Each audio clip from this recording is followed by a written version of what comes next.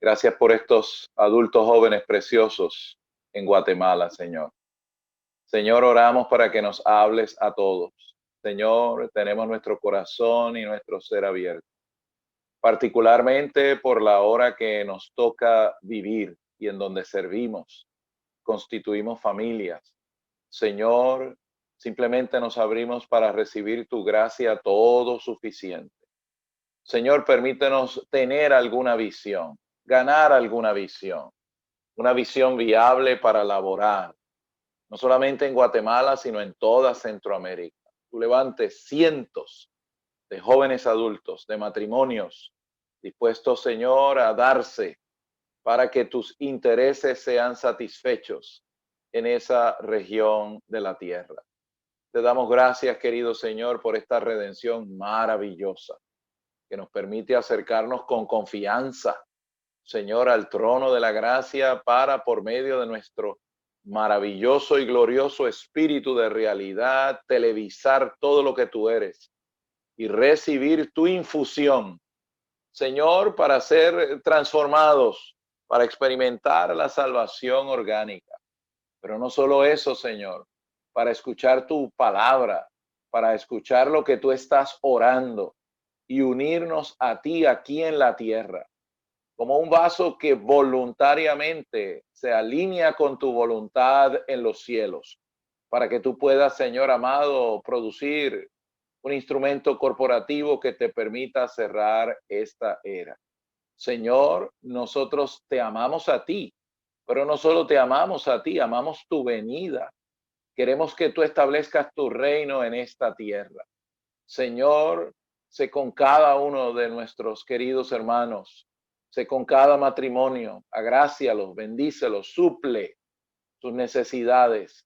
Dales un corazón, sí, para ser un equipo, para amarse, para estar juntos, para criar juntos, Señor, en el dulce conducto de pastoreo que es una sola pieza, de manera que nuestros niños, jóvenes, universitarios, Señor, puedan decir, yo soy de allí, esa es mi sociedad, esa es mi nación. Señor, y ellos cuando les toque alcanzar esas edades, hagan exactamente lo mismo que se ha hecho con ellos. Gracias por el glorioso cuerpo de Cristo.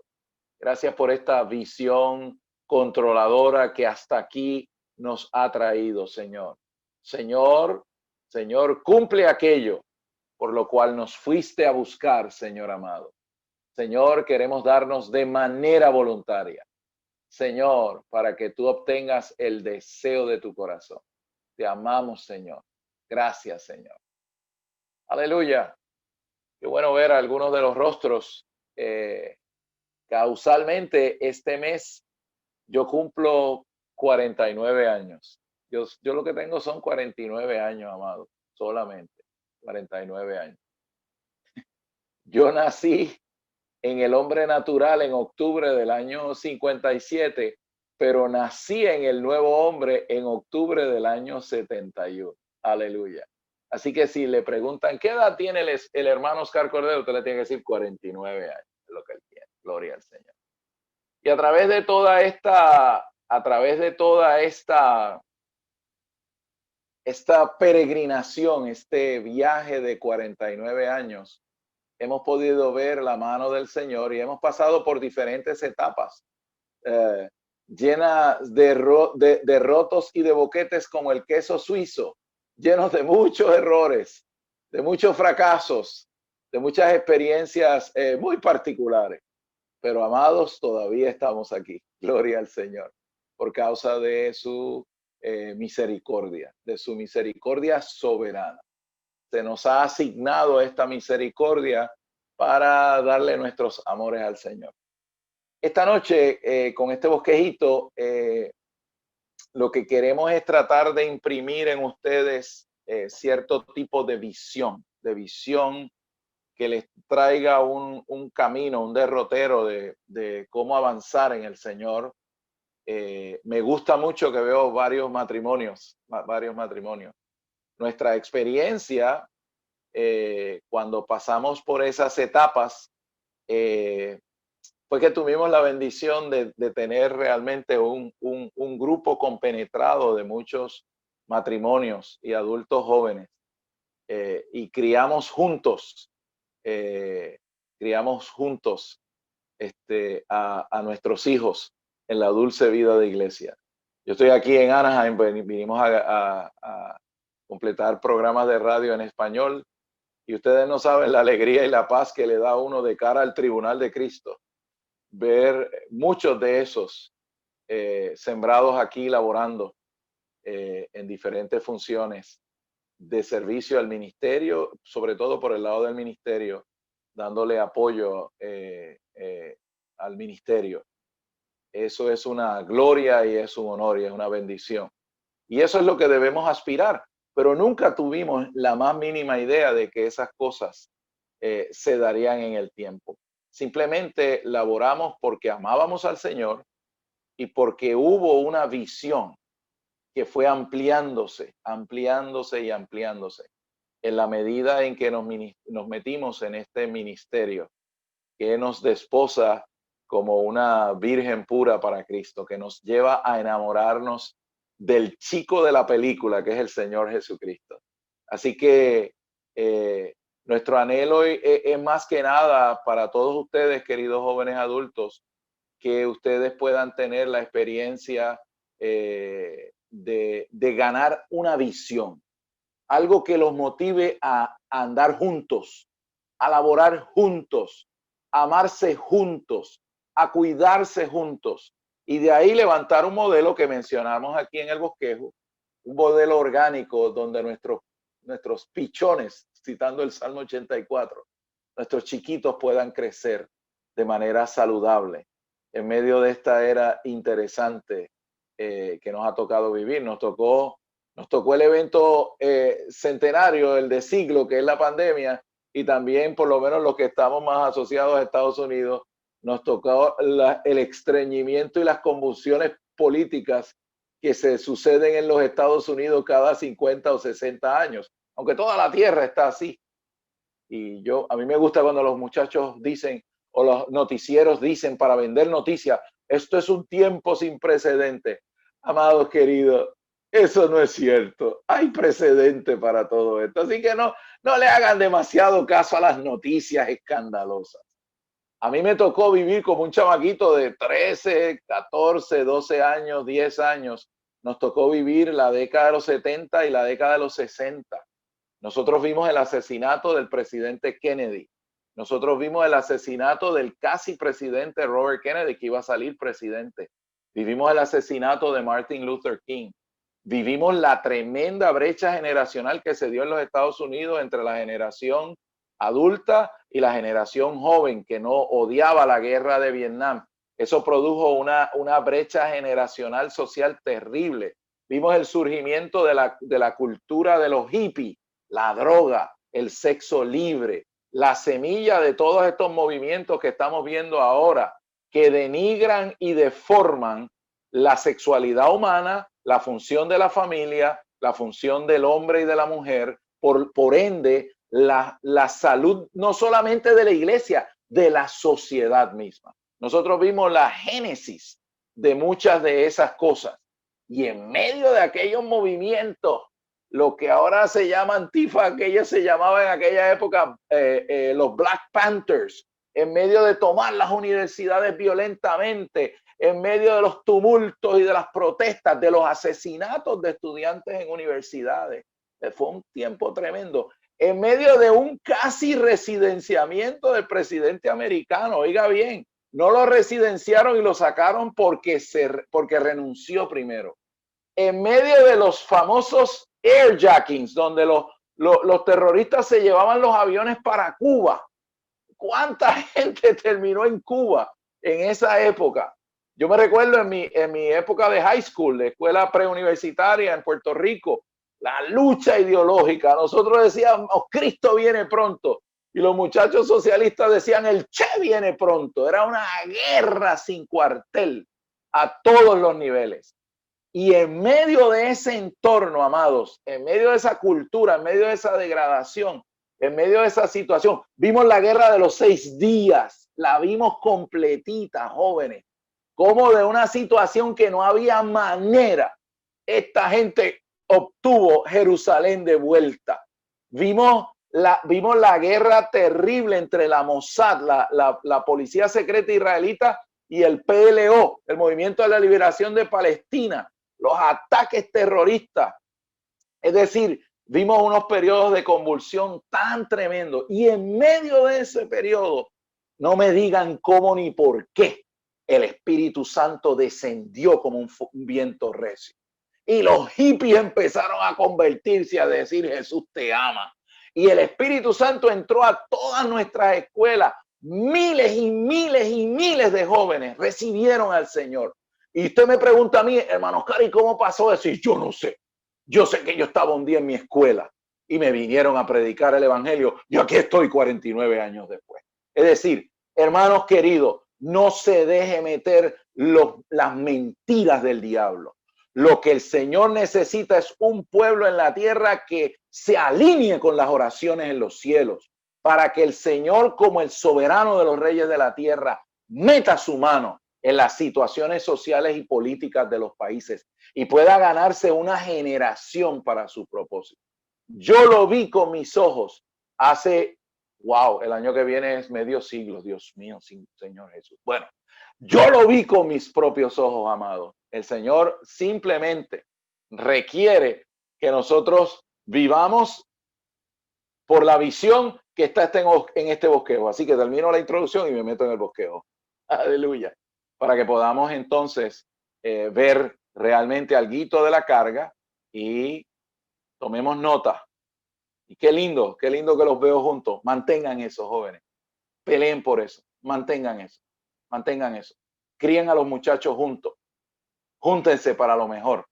Y en medio de ese centro, nuestros muchachos se van a criar viendo algo que tiene realidad. No tanto por lo que decimos, sino por lo que venimos a hacer. El modelo viable del cual hablamos aquí. Y ustedes verán que yo, en cuanto a las responsabilidades particulares de los adultos jóvenes, le doy duro al asunto del conducto de pastoreo, porque es una situación, como se dice en inglés, win-win. Ganamos como quiera cuando practicamos y tenemos esta visión de esa manera. Y no solamente ganamos nosotros, sino que nuestros hijos y los hijos de nuestros hermanos pueden ser preservados en un entorno saludable en medio de esta era que a lo negro le llama blanco y a lo blanco le llama negro. Alabado sea el Señor. El título es 3 responsabilidades que los creyentes vencedores llevan a cabo y 3 responsabilidades que los adultos jóvenes comparten para que la voluntad de Dios se lleve a cabo al final de la era de misterio. Y ahí dice que es una palabra de ánimo para ustedes. Gloria al Señor. Así que aquí tenemos 3. Tenemos la responsabilidad general y tenemos unas responsabilidades que están más alineadas con esa edad entre 20 y tanto y 40 y tanto, que es como Roncangas una vez en un mensaje en agosto del 2012 le llamó: if you are between 20 something and 40 something, usted entonces cae bajo la definición de adultos jóvenes.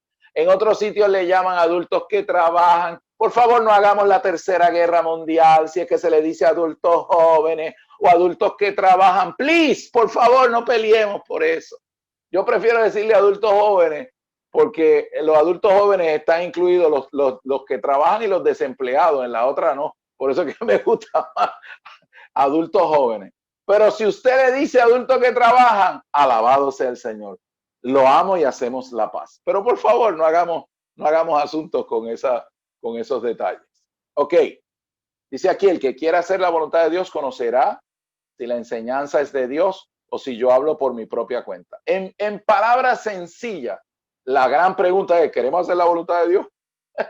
Olvídese usted de su condición espiritual, si usted es una porquería, si usted no sabe por qué está aquí escuchando esto esta noche, si usted no sirve para nada, olvídese de eso. Usted está aquí. Dios lo escogió y usted está metido aquí. Así que tenemos un deseo de que la voluntad del Señor se lleve a cabo, tenemos un deseo puro, tenemos un corazón sincero para que el Señor establezca su reino en la tierra. Si usted me dice amén, calificamos con Juan 7:17. De lo demás, si nos abrimos a disfrutarle y amarle, Él se puede encargar y hacernos parte de la novia guerrera que se casa con la palabra de Dios, que va a descender al final de la gran tribulación, mire, para terminar con el gobierno humano. Y como dirían en Madrid, allá en Castilla, I want to be there. Yo quiero estar allí. Yo quiero ser parte de esa novia guerrera. El que quiera ser parte de la novia guerrera, levanta el puñito para verlo. Más vale que lo levanten todos. Gloria al Señor. Todos queremos ser parte de ese factor que cambia la era, ese factor dispensacional que el Señor necesita. Uno, la voluntad de Dios al final de la era de misterio o de la iglesia es, aquí están los tres factores. Número uno, que la iglesia sea edificada como el cuerpo de Cristo. Efesios capítulo 4, versos 13 al 16. Todos conocemos esa porción del Nuevo Testamento, una de las epístolas más elevadas, sino tal vez la más elevada de Pablo, la más concentrada con respecto a la visión del propósito y la economía de Dios, que se vacía donde en el cuerpo de Cristo. La edificación del cuerpo de Cristo, que es una revelación que Pablo exclusivamente recibió. Ninguno otro de los apóstoles recibieron o vieron la economía de Dios a través de esta visión del cuerpo de Cristo. Así que, ¿para qué estamos aquí, hermano? Nosotros estamos aquí para la edificación del cuerpo de Cristo, como coyunturas o como partes, para funcionar en tal edificación, de manera que aparezca en la tierra este organismo corporativo de la preciosa Trinidad Divina, que le permite entonces al Señor hacer el cambio de dispensación, movernos de la era del misterio o de la era de la realidad del reino de los cielos, claro, si somos discípulos que vivimos en la realidad del reino, según Mateo 5, 6 y 7, para entonces entrar a la era de la manifestación del reino, que como sabemos tiene dos secciones. La sección celestial, a la cual pertenecemos nosotros, porque somos hijos de Dios, vía regeneración, y la sección terrenal, que será el cumplimiento de la promesa que se le hizo a David, el reino mesiánico, de que habría siempre uno de la casa de David que estaría reinando en el trono de Israel. Así que durante 1000 años, Cristo como el hijo de David reinará desde Jerusalén y todas las naciones tendrán que ir allí a adorar al Señor de gloria. Tendremos el reino milenial. Y en esa sección del reino milenial, quienes son la nueva Jerusalén, desde el punto de vista de la salvación completa de Dios, son los creyentes vencedores. Aleluya. Así que ahí ya tenemos un adelanto de la nueva Jerusalén por medio de los creyentes vencedores.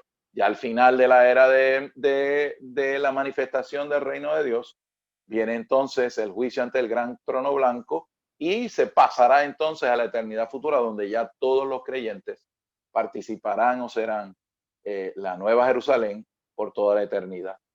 Eso así, a grosso modo, la visión del movimiento de las dispensaciones de aquí hasta la eternidad futura. B, que la novia sea preparada para poder participar de las bodas del Cordero, Apocalipsis capítulo 19, versos 7 al 8, y poder descender con Cristo como la novia guerrera en la venida visible del Señor al final de la gran tribulación. Los versículos que yo le doy ahí entre Apocalipsis 19, Apocalipsis 19, 14, lo que está haciendo es notar que ella se ha vestido de lino fino.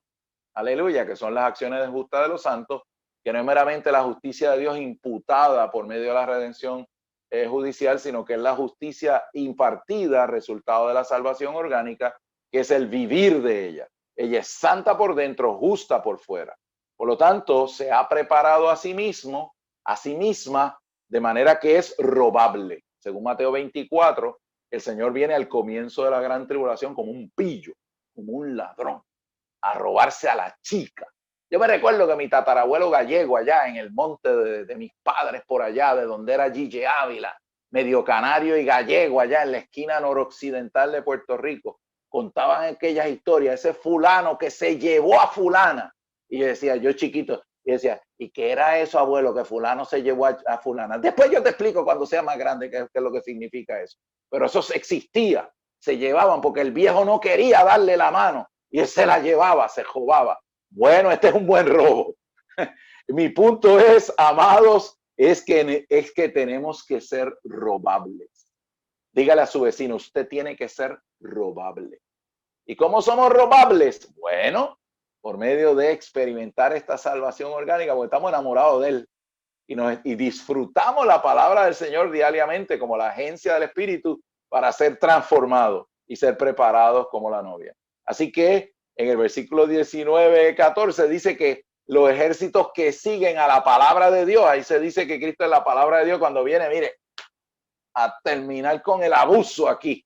Dice que estaban vestidos de lino fino, indicándonos que ese ejército es la novia guerrera. Pero oiga, no espere a casarse con la palabra de Dios ese día. Para usted poder venir con la palabra de Dios casado, usted tiene que empezar a casarse desde hoy. Desde hoy tenemos que tomar la palabra diariamente, comerla, digerirla, asimilarla, para experimentar esta salvación orgánica. Pero eso es otra comunión de otro mensaje, no tengo tiempo para eso. Aleluya. El punto es que definitivamente la novia tiene que ser preparada. La novia tiene que ser preparada. Todo lo que Satanás va a tirar en contra de nosotros es para evitar estas cosas, para lograr sacarnos de nuestro maravilloso y glorioso espíritu de realidad, nuestro espíritu regenerado, nuestro espíritu de fe, que según Zacarías 12:1 es de igual importancia que los cielos y la tierra. Amados, se lo estoy diciendo y le estoy dando una palabra de advertencia. Todas las estrategias al nivel de la mente, a nivel del desgaste emocional, a nivel de todas las circunstancias externas, buscan sacarnos de nuestro espíritu regenerado. Le estoy dando este punto para que usted se lo meta al sistema. Todo lo que el enemigo puede hacer es sacarlo de su espíritu regenerado. Pero en nuestro espíritu regenerado, hermano, tenemos la realidad. Podemos televisar al que está sentado y ascendido en los cielos. Podemos ser infundidos con su persona. Y saben, en los hechos, lo que existe es este Cristo coronado de gloria y de honra. Y todos los hechos consumados de esta salvación como un eterno presente. Cuando entramos por medio de nuestro espíritu regenerado, aleluya, a lo que la Biblia llama la esfera, que llama Uranos, los cielos o lo celestial, ahí esos hechos son aquí y ahora. Por eso es que la palabra enfatiza todo el tiempo, hoy es el día de la salvación. Hoy es el momento donde por medio de nuestro espíritu regenerado podemos entrar a esa realidad para ser infundidos con su persona y con los logros consumados en su economía. Esas cosas siempre son presentes y están frescas en la esfera divina y mística. Por eso es que yo le puedo decir a usted con toda confianza que cuando yo uso mi espíritu regenerado para aplicar a Cristo como el propiciatorio, la sangre que está allí es fresquecita y acabada de asperjar sobre la tapa del propiciatorio. ¿Por qué? Porque en el eterno presente de Dios, lo único que existe son los hechos consumados. Ahí no hay pasado, presente y futuro. La malanga y el revolú del pasado, presente y futuro somos todos nosotros acá abajo en el tiempo y en el espacio. Pero nuestro espíritu se conecta a los hechos consumados, presente, eterno, que son nuestros por medio de este Cristo maravilloso. Por eso es que Satanás gana cuando te saca de tu espíritu de realidad y tu espíritu de fe. Así que le estoy dando esta orejita temprano en la vida cristiana. No permita bajo ningún concepto que este ilegal le robe a usted el disfrute de esa realidad por medio del ejercicio regular de su espíritu regenerado, su espíritu de realidad, su espíritu de fe, para sustanciar esa realidad y bajarla a la tierra, Sé que el reino de los cielos aparezca por medio de la manifestación de los hijos de Dios que alcanzan la plena filiación para ser coherederos con Cristo, Romanos 8:23 nos dice que la meta de esta salvación es que podamos alcanzar la plena filiación que está implicada por la redención de nuestro cuerpo. En otras palabras, espíritu regenerado, alma transformada, un corazón donde Cristo ha hecho su hogar por completo. ¿Qué queda pendiente? La transfiguración de nuestro cuerpo. Así que el Señor necesita que nosotros veamos este asunto en Romanos 8, que de hecho Romanos como libro es una corona de oro y el diamante principal, un diamante que nos abre el universo, es el capítulo 8 de Romanos. Mientras más usted ora y se mete en ese capítulo, usted entra a una esfera universal realmente de la salvación que Dios ha llevado a cabo. Y allí se nos dice, ese es el capítulo del Cristo neumático que opera en nosotros como ley de vida. Eso nosotros lo sabemos. Pero la meta de la operación de la ley de vida es la plena filiación. Es que el Señor pueda completar esta salvación y obtenga estos hijos de Dios, que es lo que anhela y aguarda la manifestación, dice la Biblia, con gemidos, la manifestación de los hijos de Dios que han sido madurados y perfeccionados conforme nada más y nada menos que a la gloria misma de Dios. Es decir, llegan al punto en que son saturados con el Señor en esta salvación y serán inclusive glorificados, pudiendo entonces iniciar su función como cleronomos o como herederos maduros por medio de haber obtenido esta madurez en vida con la salvación orgánica. Y por lo tanto pueden ser designados hijos de Dios. Y de hecho la gente cuando vea la manifestación de los hijos de Dios dirán, adiós Jorge Mario López, yo creía que era un loco que se pasaba invocando el nombre de Jesucristo. Cuando lo vean en gloria dirá, este tipo era de verdad un hijo de Dios, míralo en gloria ahí, brillando y alumbrando y emitiendo la gloria de Dios en su cuerpo transfigurado. Yo quiero ser parte de eso. Amén. Así que nosotros tenemos que ver, para hablarlo acá en criollo, y hermanos, perdónenme, si se me sale alguna puertorriqueñada, me levantan la mano, yo me arrepiento, pido perdón y lo trato de traducir a chapín, o sea, que todo el mundo entienda y nadie se me ofenda. Así que si digo una boricuada, por favor, me levantan la mano. Pero mi punto es el siguiente, amado. Ese es nuestro negocio. ¿Vieron ABC? Ese es nuestro negocio. Para eso usted está aquí hoy. Para eso estamos nosotros aquí. Para darle al Señor la cooperación para que Él obtenga eso. ¿Qué necesita el Señor hoy? Él necesita un pueblo que alinee la voluntad de ellos con la voluntad del trono. Y el asunto es que Dios sea subordinado en su economía para eso. Si Él no obtiene ese pueblo, esta cosa se retrasa y se retrasa. ¿Quién quiere ser parte de ese pueblo? Hermanos, aquí estamos esta noche. Alabado sea el Señor. Aquí estamos juntos, amándonos, cuidándonos, cuidando a nuestros cachorros juntos, a nuestros polluelos, constituyendo el testimonio de Jesús. Es de hecho un antitestimonio contra esta era oscura y que se pone más oscura. Pero no se preocupe, mientras más oscura es el escenario del teatro, mejor se ve lo que está al frente en el proscenio. Así que amados, esas tres letras resumen en función, básicamente, para qué estamos aquí, para que el Señor nos tiene. Él lo único que necesita es el sí. Dígale, Señor, te doy el sí. Señor, te doy el sí. Yo no sé cómo tú lo vas a hacer, pero yo te doy el sí. ¿Y por qué? Señor, porque te amo, te amo, te quiero traer de vuelta. Señor Jesús. Ok, le añadimos un puntito ahí a este bosquejito. Le voy a leer, tengo mucha prosa, pero es para que se queden con alguito. Querer hacer la voluntad de Dios no es un acto heroico de consagración con que le hacemos un favor a Dios. ¿Ya ha visto esa gente? Señor, yo me consagro para ser un vencedor. Mire, no, bájele. No haga mucho show con eso. Simplemente, calladamente, aún con temor y temblor, cada mañana, dígale, Señor, te doy el consentimiento. Mientras yo te disfruto como la buena tierra, yo estoy desesperado para que tú te extiendas a la tierra de mi corazón. Señor, tú sanes mi mente. Señor, tú sanes mi voluntad, tú sanes mi parte emotiva. Señor, tú me endereces orgánicamente por dentro. Yo quiero que tú decapites los reyes que todavía se mueven en mi corazón. Señor, yo quiero, Señor, que tú eches fuera las tribus que todavía están ahí metidas en la tierra de mi corazón. Mientras yo te experimento a ti como la buena tierra, que tú puedas extenderte a la tierra de mi corazón. Señor, sáname.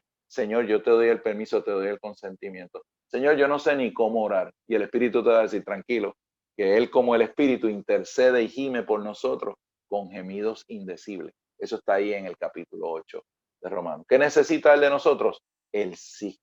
Es como cuando Jorge Mario le dijo a la hermana y la hermana le dijo sí. Es lo mismo, es la misma cosa. Cada día, amados, esto es una relación de amores. Hay que darle el sí al novio. Señor, te doy el permiso, te doy el consentimiento. ¿Por qué? Porque te amo. Y además de eso, porque estoy aquí.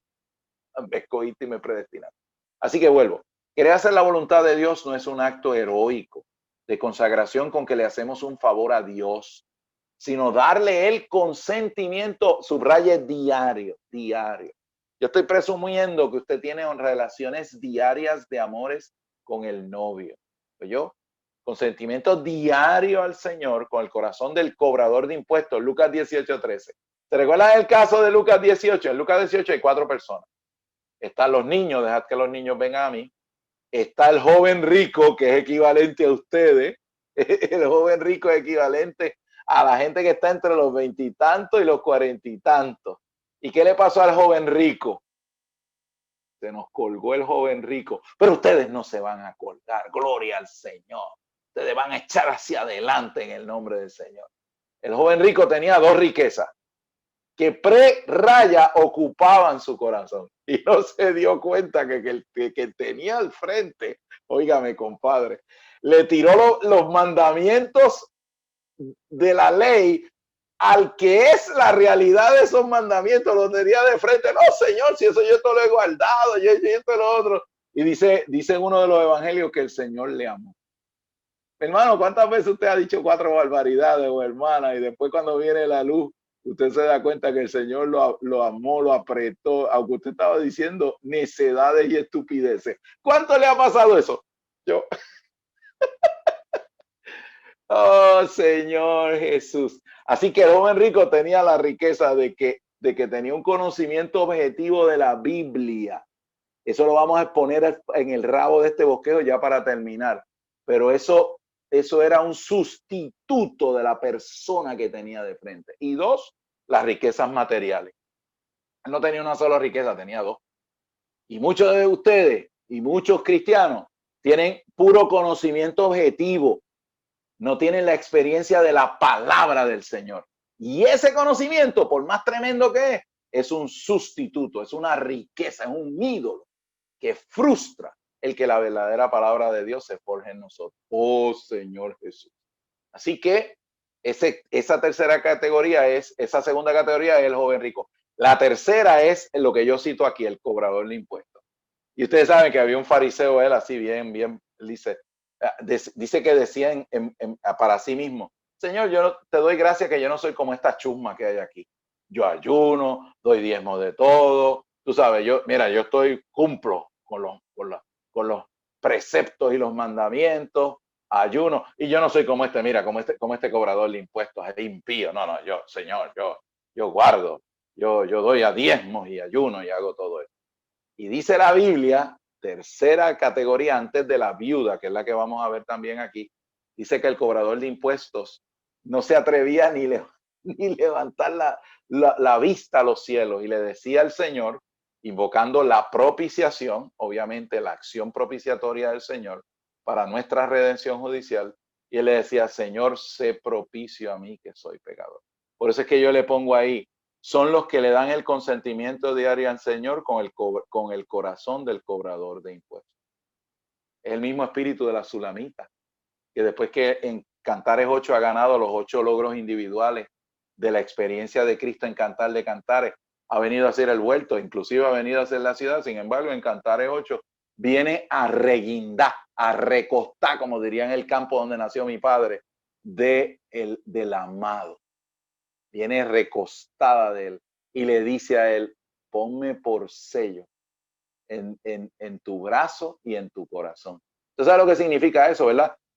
Cobrador de impuestos. Podemos tener 50, 60 años de vida cristiana, podemos tener un montón de logros espirituales, podemos haber hecho esto y lo otro, pero todavía está esta carne. Y en cualquier momento, y yo los he visto, hermano, esto es una palabra sobria para tomar una precaución seria y razonable. Con todo eso, yo los he visto después de 40 años abandonar al Señor y el recobro. ¿Por qué razón? Porque eso todavía está ahí. Nunca, no tenemos nada de qué jactarnos, hermanos. Por eso el Señor permite la carne, permite esa debilidad, permite esa cosa que tú lloras y pataleas y el Señor le dice, no, eso yo no lo quito ahí. Señor, pero es que yo quiero ser libre de esto. No, porque si yo te liberara de eso ahora, no estarías llorando de barriga, clamando a mi nombre. Si yo te conozco. ¿Acaso no es así el Señor con nosotros, hermano? El Señor permite inclusive debilidades, situaciones que nos dejan perplejos para que corramos de barriga a Él, para que tengamos la actitud del cobrador de impuestos. ¿Cómo salvamos Filadelfia, el recobro, para que no se convierta en la Odisea? Esa clase de corazón. No importa lo que hayamos ganado, lo que sirvamos, lo que tengamos, lo que hayamos hecho, hermanos, somos carne y somos pecado. Y todavía está esa carne. Así que ella le dice al Señor, ponme por sello en tu corazón y en tu brazo, para que yo no me pueda zafar de ti de ninguna manera. Y hay otras interpretaciones ahí, pero por eso les expando un poquito qué es lo que yo quiero decir con el cobrador de impuestos. El corazón del cobrador de impuestos. Dígale al Señor, Señor, danos el corazón del cobrador de impuestos. Señor, no hay ninguna jactancia. Estamos aquí por tu misericordia y compasión, Señor. No importa los años que le hayamos dado al Señor, todavía, amado, tenemos que tener tal corazón. Y eso es lo que yo he observado en hermanos y hermanas en mis 49 años de vida cristiana que me han modelado algo de Cristo. Esa es una constante. La sencillez, la humildad, el temor realmente. ¿Por qué? Porque todavía esta carne está aquí. Todavía hay cosas que el Señor tiene que ganar y de las cuales no hay jactancia posible. Y cuando somos así, hermanos, los dedos acusadores se guardan. Empezamos a amar a los santos. No les establecemos 60.500 criterios que ni usted ni yo cumplimos para poder pastorearlos, nutrirlos, guardarlos, amarlos. Tenemos que tener el corazón del cobrador de impuestos. Dice aquí, para que nos capacite simplemente porque le amamos y queremos que termine su obra de transformación y madurez en nosotros. La palabra perfeccionar en Efesios 4:12, a fin de perfeccionar, es catartismo, es una palabra que tiene como 25 significados. Significa reconstruir, reacondicionar, enderezar. La palabra ahí es rica en significado porque refleja la salvación orgánica que el Señor lleva a cabo en nuestras partes internas, lleva a cabo todas esas cosas. Nos reconstruye, nos reacondiciona, endereza lo que estaba torcido. Todo eso es catartismo. Es la obra interna de esta salvación orgánica, cambiándonos metabólicamente a la imagen del primogénito Hijo de Dios. ¿Ok? Así que ahí tenemos el asunto de el anhelo de el ser, lo voy a convertir en verbo, en ser catartizado regularmente por el Señor, y el asunto del consentimiento voluntario. Le cité ahí Salmo 110, todos lo conocemos. Los jóvenes se ofrecerán en la frescura de su consagración. Y Éxodo 21, 5 al 6, que es la famosa cita del esclavo que tiene esposa e hijo durante su esclavitud. El amo le da la libertad, pero la esposa y los hijos se quedan en la casa y él le dice, yo quiero tanto a mi amo, a mi esposa y mis hijos, que libre no saldré. Amados, servir en la vida de iglesia, darnos y permanecer aquí, debe tener eso como factor. Yo amo al Señor, yo amo la iglesia y yo amo a los santos queridos. Los amo. Y de hecho, en este tiempo, tenemos un bajón de darle besos y apretones y abrazos a los santos, ¿verdad? Porque como estamos en la cosa esta, yo le decía los otros días a una hermana, yo creo que va a haber nenes, bebés que han crecido estos 6 meses que yo no he podido tocar, que cuando yo los agarre a besos y abrazos limpios, una de dos, o me van a amar o me van a odiar. Se van a poner a llorar cuando me vean llegar, a darle un apretón y un abrazo, tú sabes. Y es muy normal, tenemos esta necesidad tremenda de poder volver a la vida de iglesia, de tener contacto los unos con los otros. ¿Por qué razón? porque amamos a los santos, amamos a los hermanos, a los bonitos y a los feos, a los flacos y a los gorditos. Ya no hay medidas diferentes. El Señor usa estos tiempos para simplificar nuestro corazón confundido, enredado, y darnos la misma vara de amor por todos los santos. 3 responsabilidades que los vencedores como factor de cambio dispensacional llevan a cabo. 3 responsabilidades, hermano. Estas son, primero hemos visto la voluntad de Dios, ahora vemos cómo reaccionamos. En general, 3 responsabilidades. Pudiéramos decir 4, pero podemos resumirlo a 3. Eso nos toca a nosotros. Eso les toca a ustedes. Ustedes son adultos jóvenes. La lógica en la vida de la iglesia es que los que hemos estado tomando responsabilidad, orgánicamente le pasemos la responsabilidad a los adultos jóvenes. Esa es la gloria. Eso es lo que debe suceder. Que poco a poco una nueva generación pueda adoptar de manera orgánica las responsabilidades en la vida de la iglesia. Y nosotros podamos emigrar e irnos para otro sitio a disfrutar al Señor. Ese debe ser el principio rector. ¿De qué sirve que querramos que los muchachos vayan al entrenamiento y tengamos conferencias y entrenamientos si a la hora de la verdad no podemos poner en las manos de la generación de ustedes las responsabilidades? Aunque metan la pata, agarren el guía y tiren el carro para el precipicio y no tenga que brincar del asiento de atrás y agarrarlo por un momento. Pero no te preocupes, sigue ahí, jole, vamos bien, vamos bien. Es decir, todo ese proceso orgánico es el proceso de ayudar a la generación de ustedes para que ustedes tomen orgánicamente la responsabilidad de la vida de la iglesia. Yo soy 1000% por eso.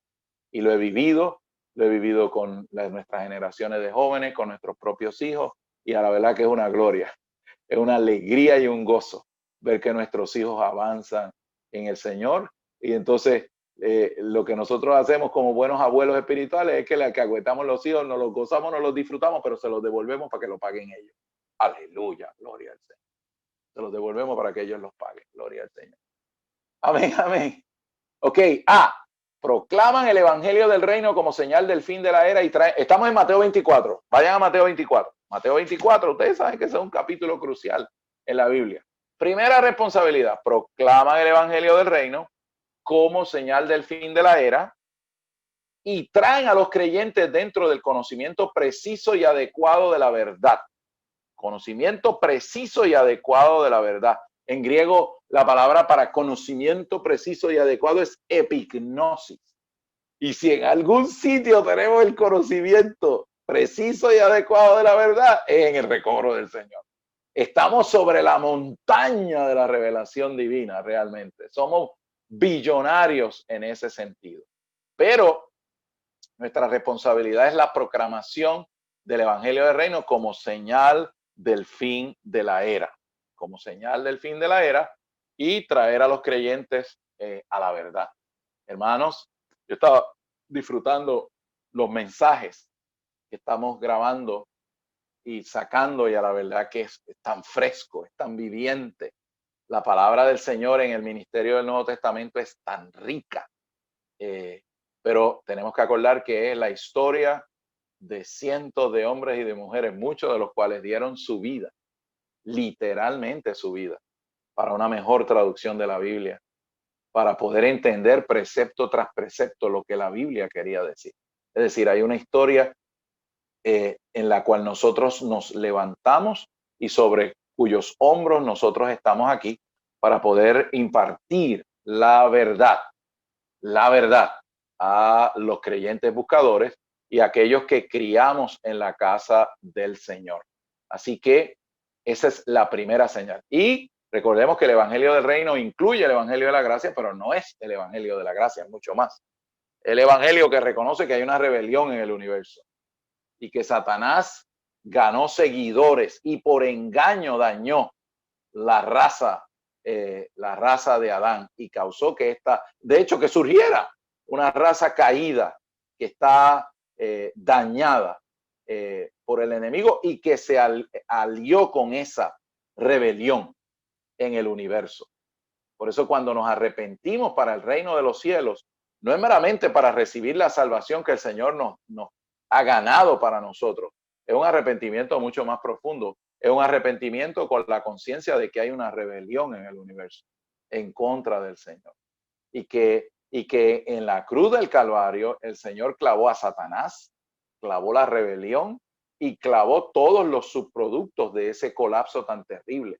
El pecado, las transgresiones, la carne, el mundo, las ordenanzas divisivas, todas esas cosas fueron clavadas en la cruz del Calvario como un juicio en contra de esa rebelión. Y nuestra aspiración al experimentar el Evangelio del Reino es que el Señor primero en nosotros elimine todas esas cosas por medio de experimentar esta salvación que se oponen al encabezamiento de Cristo de todas las cosas.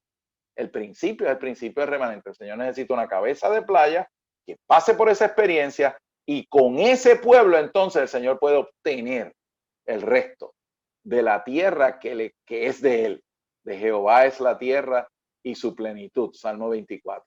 Así que esa es una responsabilidad dispensacional que nosotros tenemos de proclamar el evangelio del reino y de enseñar a los creyentes nuevos en la verdad. Dice aquí, será predicado el evangelio del reino en toda la tierra habitada para testimonio a todas las naciones y entonces vendrá el fin. Un punto crucial de la predicación del evangelio del reino es que es una clara señal del fin de la era, del fin de la era. Todos estos años que hemos estado escuchando, todo lo relativo a la manera ordenada por Dios, todo lo relativo a proclamar el evangelio usando la Biblia completa, usando la versión recobro con la verdad, va en la línea de que nuestra responsabilidad como el recobro del Señor es proclamar el evangelio del reino.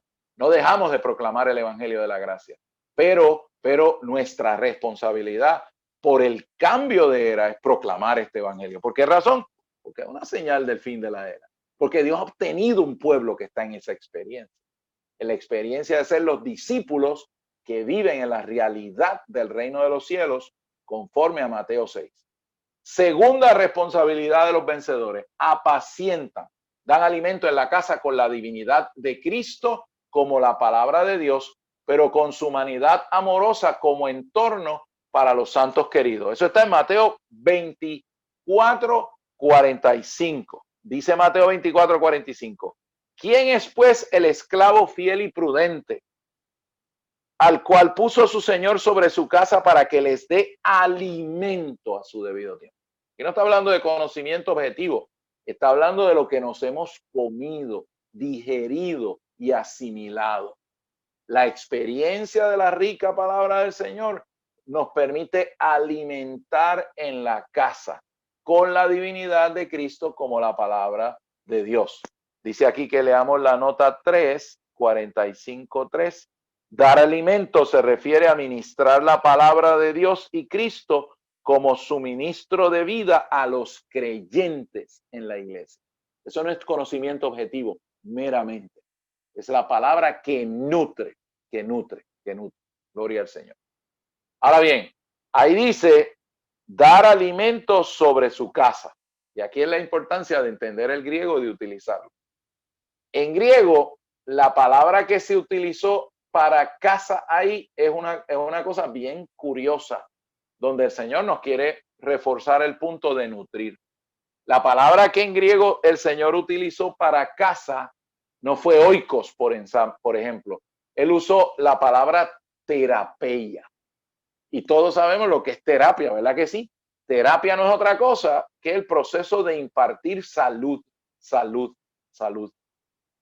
Y yo les pongo ahí el significado de terapia, servicio médico que se dan unos a otros para curar y sanar. Ahí les doy la referencia de la concordancia Strong del griego, que es la palabra 23-22.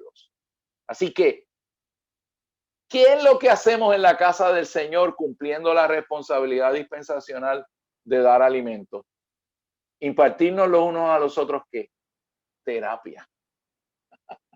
Y eso coincide con el hablar del hermano Lee cuando él decía que la iglesia no es un juzgado, sino es un hospital. Es un lugar donde nos apacentamos los unos a los otros, y el apacentar implica el concepto de impartir medicina.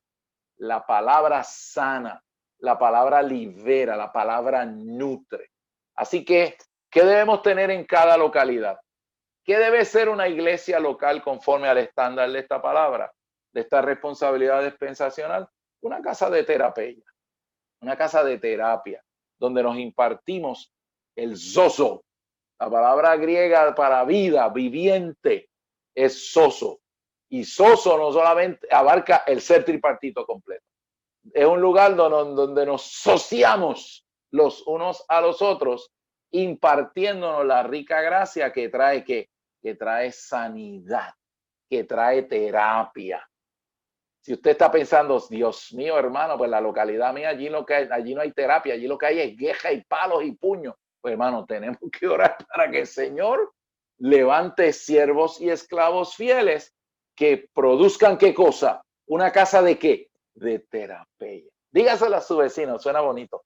Terapia, salud, alimentar, nutrir. Pero para eso el primero que tiene que estar saludable es usted. No está exigiéndole salud a otros si usted no está saludable. Usted tiene que tomar la iniciativa. Ok, seguimos con apacentar. Y este es uno de los puntos de carga. Apacentar es nutrir siendo un modelo viable, accesible, subraye, viable, accesible.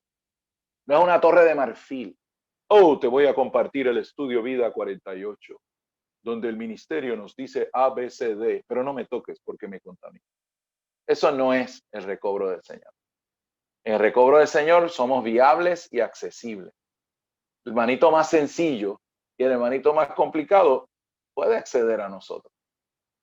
Estamos abiertos, somos accesibles, no somos raros. No tenemos una espiritualidad rara así de torre de marfil.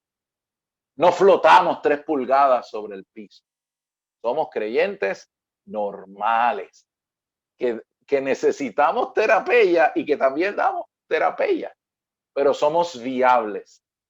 Señor, dígale al Señor, Señor, hazme un creyente viable en la vida de iglesia. Accesible. Tal modelo lo revela Pablo en 1 Tesalonicenses 2 del 7 al 13. Esta se la tengo que leer.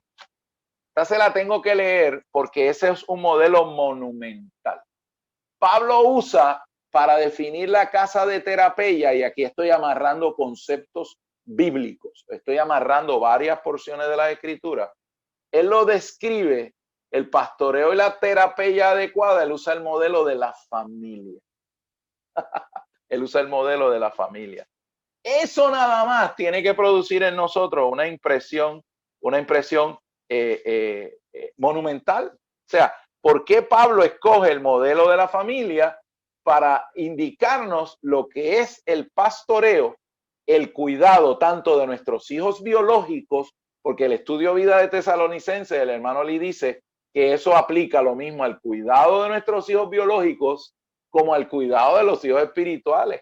Así que le hace el estudio Vida de 1 Tesalonicenses porque va a ganar una visión muy práctica que yo aprecio muchísimo y que nos debe traer balance a la responsabilidad de ustedes como adultos jóvenes allí en Guatemala y donde quiera el Señor los lleve a laborar dentro de Guatemala o donde el Señor los lleve. 1 Tesalonicenses 2, 7 al 13. Se lo voy a leer. Ustedes han leído esto, pero vale la pena leerlo, volver a leerlo. Dice: antes fuimos tiernos entre vosotros como nodriza que cuida con ternura a sus propios hijos. Aquí tenemos muchos hijos, pero usted sabe, madre, lo que es la sensación de usted cuidar a su propio hijo. Hay un amor. Es más, los sistemas hormonales se activan. Cuando la madre está cuidando a su propio hijo, le está dando pecho, la leche se produce automáticamente por ley. Hay una mezcla de la función química, biológica y de amor, diseñada por Dios de una manera tan gloriosa para alimentar y nutrir y dar el calor. Yo estoy cansado de ver en YouTube, a veces yo pongo, está el bebito, ¡guau, guau, guau! Y la mamita viene y le pasa la manita, se calma inmediatamente. ¿Quién fue? Cristo lo diseñó de esa manera. ¿Por qué? Porque es ternura. Nosotros estamos cuidando a los muchachos en el campus con ternura, aunque sean, a veces nos dé las ganas de ahorcarlos, Señor, perdona. Estamos teniendo tal corazón. Señor Jesús, tal es nuestro afecto por vosotros. Miren a Pablo, este es el apóstol, el ministro de la era. Este es el ministro de la era. Díganme amén. Este es el ministro de la era. Este no es el Capitán América, ni Batman, ni Robin. Dice aquí, tal es nuestro afecto por vosotros que nos complacíamos en entregaros no solo el Evangelio de Dios, sino también nuestras propias almas, porque habéis llegado a sernos muy queridos. Porque os acordáis, hermanos, de nuestro trabajo y fatiga. Testimonio. Como trabajando de noche y de día para no ser gravoso a ninguno de vosotros, os proclamamos el Evangelio de Dios. De hecho, eso es uno de los 15 puntos que menciona Ron Kanga, allí más abajito, que se los voy a apuntear, es tener un trabajo y aprender a amanecerse y trabajar. Eso es parte de la ley de vida, decía el hermano. Vosotros sois testigos y Dios también de cuán santa, justa e irreprensiblemente nos comportamos con vosotros los creyentes. O sea que Pablo no usó esa famosa frase, no me sigas a mí, sigue a Cristo. Mentira del diablo. ¿A quién voy a seguir? A los ángeles. Tiene que haber un testimonio viable. Y Pablo no tiene vergüenza ninguna de decirle, ustedes saben cómo yo me comporté entre ustedes. Eso es visible. Hermano, qué tremendo es el modelo viable. Dice aquí, así como también sabéis que hemos sido para cada uno. ¿Qué es eso? Cuidado de uno a uno. Cuidado de uno a dos. Cuidado particular y específico. El cuidado que le dio el Señor a Pedrito cuando se fue a pescar para Galilea y se llevó a los nenes. Se los llevó enredados a todos. ¿Se recuerdan de Pedro?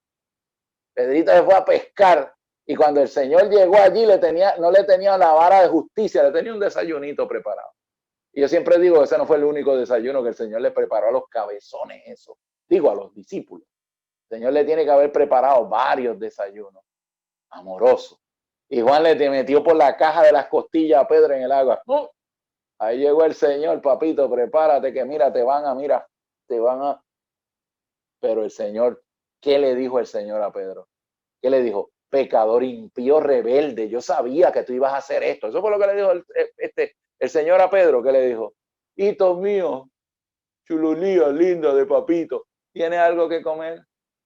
Y había silencio, podía caer un alfiler a la arena y nadie. O sea, yo me imagino esa escena. Todo el mundo esperando por dónde viene la cosa. ¿Y qué hizo el Señor? Pecador impío, rebelde, arrepiéntete. No, le dijo, Pedro. Y Juan dijo, ahora es que viene, prepárate, Pedro. Pedro, me ama. Apacienta mi hijo. El modelo, amado. El modelo. ¿Vieron el modelo ahí? ¿Lo vieron? Sigo leyendo acá porque si no, no termino y no me van a aceptar más nunca en Guatemala. Dice aquí. Como he sido para cada uno. Más que eso, para cada uno. Cuidado particular. De vosotros como un padre para sus hijos, exhortándoos y consolándoos y dando testimonio, martureo. ¿Por qué un testigo es un testigo? Porque estuvo allí. A él no le contaron, él sabe de primera mano. Y la madre ama con ternura, pero produce leche para nutrir. ¿Qué hace el padre? Un testigo amoroso que exhorta. ¿Por qué tiene autoridad la palabra del padre? Porque él no le dijeron, él estuvo allí. Es un martureo.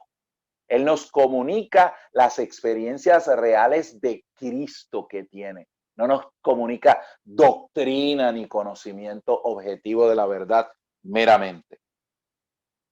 A fin de que anduvieseis como es digno de Dios, que os llama a su reino y gloria, y dice, por lo cual también nosotros sin cesar damos gracias a Dios de que cuando recibisteis la palabra de Dios, que oísteis de nosotros.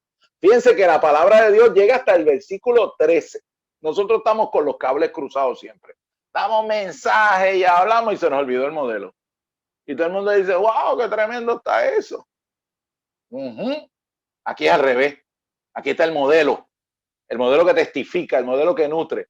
Una vez que tienes el nido con el modelo, entonces entonces ministras la palabra de Dios. Si ven, y le voy a parafrasear algo del estudio vida, apacentar es nutrir siendo un modelo viable, tal modelo lo revela en 1 de Tesalonicenses 2, 7 al 13, el cual fomenta el nutrir como tierna madre que amamanta y como padre que es testigo. En el estudio vida dice que ese modelo es 90%. 90% pastoreo. Y 10 por solo 10% es el servicio de la palabra de Dios. Tú primero tienes el nido, tienes las condiciones de padre testigo, madre que amamanta. Eso es 90%. Y luego tú le hablas la palabra que es 10%. Por eso los verdaderos testigos no hablan tanto. Es una vida que testifica y que fomenta. ¿Qué va a fomentar en nuestros hijos desde que crecen? Podemos usar el mismo moto de nuestras organizaciones universitarias. Van a fomentar y modelar Dios, educación y carácter, que es lo mismo que usted tiene que ocuparse, lo que están haciendo muchachos y teniendo familia o criando, ayudando a criar a los muchachos en la vida de la iglesia, que es las 3 cosas que les tenemos que dar. Dios como un modelo, no atosigándolo. Si no vas a la reunión de los jóvenes, el diablo te va a comer. Mire, cuando llegue a los 18 años, por ahí mismito se larga y no lo vamos a volver más a ese. Es un modelo que fomenta con pocas palabras, la madre que nutra, el padre que da una palabra como testigo, sin provocar a la ira a los hijos, dicen Efesios, ¿se recuerdan? ¿Se recuerdan? Entonces ese modelo es el entorno ideal para el 10%. ¿Y para qué 3 cosas en un vivir normal y ordinario? Dios, la mejor educación y el subproducto de un carácter adecuado como un vaso para el Señor. Tenemos la manera, hermano, gloria al Señor. Tenemos la manera. No debe sorprender que la familia comunidad de salvación, lo que estamos viendo hoy día con el LGTB, el patriarcado, toda esta ensalada de tinieblas y de confusión. No debe sorprender que la familia comunidad de salvación, procreación y cuidado de los polluelos. Ahí le metí el Salmo 84, porque dice ahí que entre los 2 altares podemos criar a nuestros polluelos. Y aún unidad clave de la sociedad sea brutalmente atacada por la corriente del anticristo y el misterio de iniquidad. Qué casualidad que todo eso va dirigido a destrozar la familia, ¿cierto? Mírelo ahí, ¿por qué razón? ¿Lo vieron clarito? Porque ese es el modelo que fomenta Dios, educación y carácter con nuestros hijos biológicos y con los hijos espirituales que están comenzando a crecer en el Señor. Preciosos adultos jóvenes lindos desde acá que yo estoy viendo. Métanse eso y háganlo parte de su vida, por favor, amado. Por favor, yo se lo suplico. Levanten, coyúntense entre ustedes, compenétrense entre ustedes. Aprendan a amarse, a respetarse, a cuidarse entre ustedes y cultiven esta visión. Tenemos tantas herramientas, el ministerio ha sacado muchas cosas, los hermanos están avanzando en todas las secciones del conducto, trabajo de niños, jóvenes, universitarios, tenemos el recobro realmente va avanzando poco a poco en todo eso. Pero este es el modelo, amado. ¿Me dicen amén? ¿Me dicen amén a eso? ¿Me dicen amén? Hacen una, por favor, agarren su Biblia y hagan, no estamos eso, pero recuerden la importancia. Recuerden la importancia. Ok, otra responsabilidad, hacer las oraciones que el trono origina y necesita que se repitan en la tierra y como el nuevo hombre se han puesto la armadura de Dios para preservar la posición de victoria. Esta es una palabra que yo se la voy a dirigir a los hermanos, porque las hermanas por lo general son un poquito más detalladas en el asunto de la oración, Esto no es cualquier oracioncita de lo que vamos a hablar aquí. Estamos hablando de las oraciones conforme a Mateo 6, que se deben orar en el principio de número 6, que es la palabra, todos sabemos, sobre el nazariato. ¿Y qué es nazariato? Hermano, no se me ponga muy técnico. Simplemente es darle el sí al Señor cada día. ¿Qué dijimos que era consagración entre nosotros en este hablar? Darle el sí al Señor cada día. De hecho, yo trato de usar lo menos posible la palabra consagración, porque esa es una palabra que la hemos gastado, la hemos manoseado. La gente tiene 300 significados diferentes de lo que es consagración. Algunos significados que yo he visto que me han dado de consagración, yo hago, ¿qué es eso? O sea, yo lo quiero poner sencillito, darle el sí al Señor diariamente. El consentimiento. A mí me gusta mucho usar la palabra consentimiento al Señor diariamente. Ahora, esta gente en su responsabilidad dispensacional, la tercera, hacen las oraciones que el trono origina y necesita que se repitan en la tierra, y como el nuevo hombre se han puesto la armadura de Dios para preservar la posición de victoria. Usted y yo no estamos orando para que el Señor nos dé la victoria. La victoria ya se ganó. El hecho de que usted tenga un espíritu regenerado significa que usted tiene la posibilidad de estar en la victoria en la medida en que usted está en su espíritu regenerado. Recuerden que yo les dije ahorita que la estrategia de las tinieblas es sacarlo de su espíritu regenerado. ¿Por qué? Porque cuando vivimos en nuestro espíritu de realidad, esa es la victoria. Recuérdense de eso, amados. Esa es la victoria. Así que nosotros no estamos orando para obtener ningunas victorias. Hermano, usted ni yo no ganamos ni de casualidad nada. El que ganó la victoria es el Señor. Ese sí ganó la victoria. Pero hoy, como el Cristo neumático, Él ha puesto en nosotros un puente, una escalera que conecta esa esfera mística y divina que la Biblia llama lo celestial o los cielos con lo que vivimos aquí en la tierra. Ahora, nuestra responsabilidad es escuchar lo que el trono está orando y repetirlo como un eco en la tierra. ¿Para qué? Para dos cosas, para mantener la posición de victoria, y dos, para producir los materiales necesarios para edificar la casa con el sacerdocio y la ciudad con el ejército, que nos lleva a las tres cosas que el Señor está haciendo en esta era. En Efesios 6, 17 y 18, con el versículo 13, dice aquí: las oraciones no son para que el guerrero venza, sino para mantener la posición de victoria y aplicar la armadura de manera práctica. Aquí el arma ofensiva es la espada del Espíritu. El versículo 17 dice que tomemos el rema del Espíritu, que es la espada. Y ese rema del Espíritu, que es la palabra instantánea de Dios, lo aplicamos, según el versículo 18, por medio de la oración por todos y en todas direcciones. Si usted ve Efesios 18, Pablo dice que oremos por los hermanos, oremos por todo tipo de personas con súplica, con intercesiones y con oraciones. Pero la manera de aplicar, cuando estamos orando, lo que estamos haciendo es aplicando el rema, el hablar instantáneo que recibimos del Señor, que convertimos en oración. Si usted se va al último estudio vida del libro de Efesios, dice allí que esa espada, usted está pensando que vamos a pelear contra los principados y las potestades, y lo vemos desde una manera de que yo peleo de aquí para afuera. Pero el ministerio nos ayuda a ver que esa palabra aplicada como rema es principalmente para derrotar primero a los enemigos dentro de nosotros. ¿Por qué razón?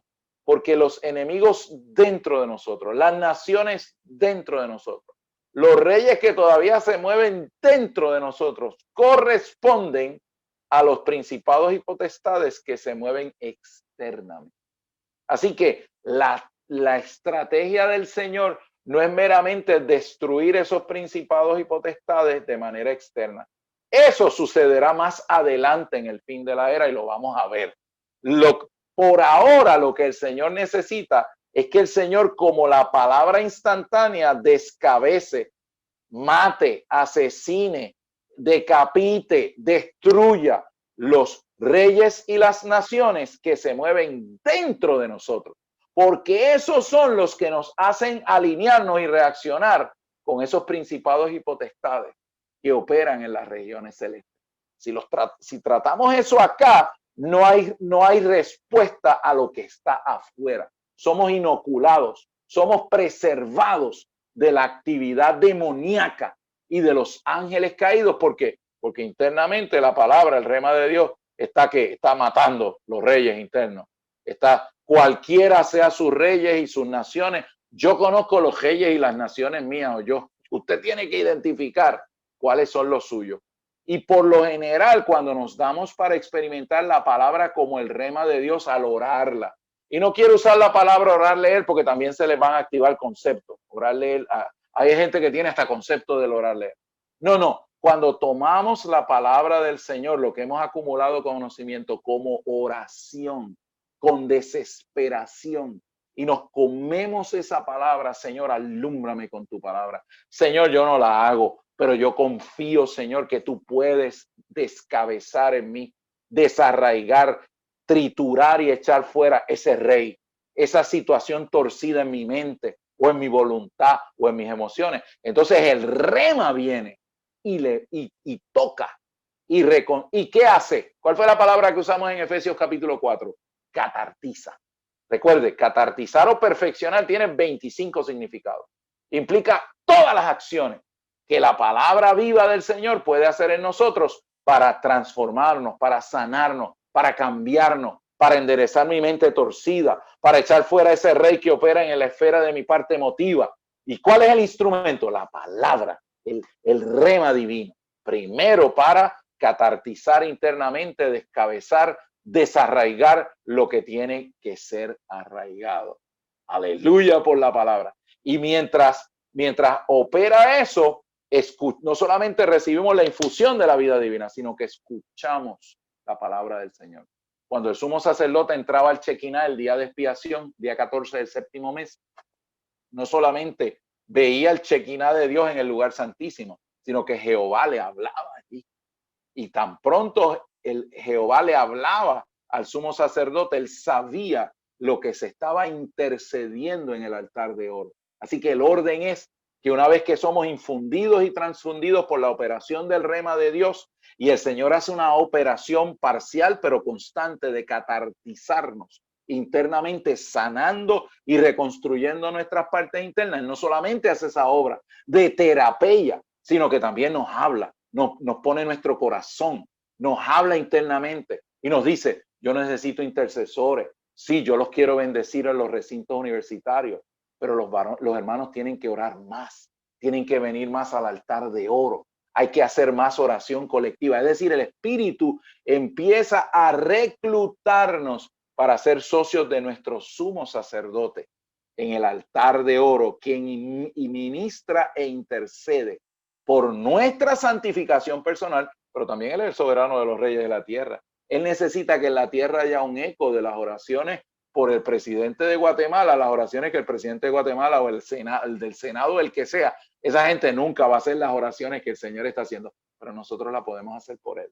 Pero para eso tenemos que sincronizarnos con el trono en el Shekinah, y eso comienza con la operación de tomar el rema de Dios con toda oración y súplica. Y la experiencia, ¿usted sabe lo que va a pasar, hermano? El Espíritu le va a empezar a poner cargas por esto y cargas por lo otro. Y usted tal vez tenía un tiempo de oración de media hora o de una hora y viene carga. Y usted le dice, Señor, pero es que me tengo que ir a trabajar. Señor, pero el Señor te dice, sí, pero tú me diste el sí. Me acabas de decir con lágrimas que te doy el sí, Señor, porque el hermano Cordero dijo que había que darte el sí. Y yo estoy usando la palabra que tú me diste. Entonces usted se cree que el Señor le va a pasar la manita porque usted se tiene que trabajar, y el novio viene y le dice, ¿qué tal si te levantas media hora antes? Porque es que tengo unas carguitas de oración ahí para que las descargue. Aleluya. Y cuando usted viene a ver, invierte 40 minutos confesándose, 15 minutos cantando y 2 horas intercediendo. Pero el sumo sacerdote en los cielos está contento. Por fin tengo estos chapines alineados ahí orando, repitiendo la carga mía en el trono para que se manifieste en la tierra. Hermano, no seamos supersticiosos. Si no entramos al Santísimo a hacer tales oraciones, no vamos a ver la mano del Señor moviéndose en los recintos universitarios, moviéndose en las cosas que llevamos, aún en el gobierno del país, poniéndole límite a toda esta situación que el enemigo quiere utilizar. ¿Me reciben la carga, amados? Bueno, porque ya tengo que ir redondeando esto y todavía me quedan otros puntos. Ok. Apocalipsis 8, 4 al 5. Según la Biblia, el comienzo de la gran tribulación es el resultado de las oraciones de los santos. ¿Ustedes han leído Apocalipsis 8? Hubo media hora, las copas de oro llenas de incienso son presentadas por el otro ángel en el altar, y agajó el carbón del altar de bronce y lo lanzó a la tierra. lo que marca el comienzo de la gran tribulación. Así que, ¿qué necesita el Señor? Gente que quema incienso con las oraciones en el Santísimo, en el altar de oro, para que el soberano de los reyes de la tierra ejecute su voluntad. Si el Señor no tiene tal pueblo, el Señor no va a hacer esos movimientos dispensacionales, amados. Tenemos que meternos eso en la cabeza. El Señor necesita en la tierra, eso se lo mencioné ahorita, un pueblo que ore, Mateo 6, 9 al 13, que es la oración de los discípulos. Padre, santifica tu nombre en medio nuestro. Número 2, Señor, vénganos el reino de tu Hijo. Y número 3, la voluntad del Espíritu, como se hace en el cielo, se haga en la tierra, pero eso tiene que salir de una gente que se consagra voluntariamente. Le da el permiso al Señor. Señor, yo quiero participar en esto. Lucas 18, 1 al 5. 1 y 5. Al final de la era, Satanás usará todo, óigame, todo, y si no lo están experimentando, me extrañaría mucho. Todo para, la palabra es desgastar, agotar emocionalmente a los creyentes, para drenar y secar sus oraciones. Hermanos, sincerémonos, ¿estamos fervientes de las oraciones? ¿Estamos encendidos o estamos drenados por el drenar emocional, por las circunstancias que el enemigo utiliza para desgastar? Y más en un bracket, en un segmento de edad como el de ustedes. O sea, tienen energía, o sea, hay tantas cosas sobre la mesa, ¿cierto, amados? Así que si usted nota que hay ese desgaste, esto es una palabra para sacudirnos en el nombre del Señor. Pero el Señor levantará a una viuda, que es la cuarta persona que se menciona en Lucas 18, que se encargará por su oración incesante y continua de agotar al juez para que se haga justicia. Ustedes saben que el juez dice ahí en Lucas 18 para que esta mujer, no dijo fastidie, ¿verdad? Porque eso sería la que usaríamos acá, pero dice, para que esta mujer no me agote, yo le voy a hacer justicia. Y Lucas 18:1 comienza diciendo que ese es un capítulo para la necesidad de orar y no ser agotados.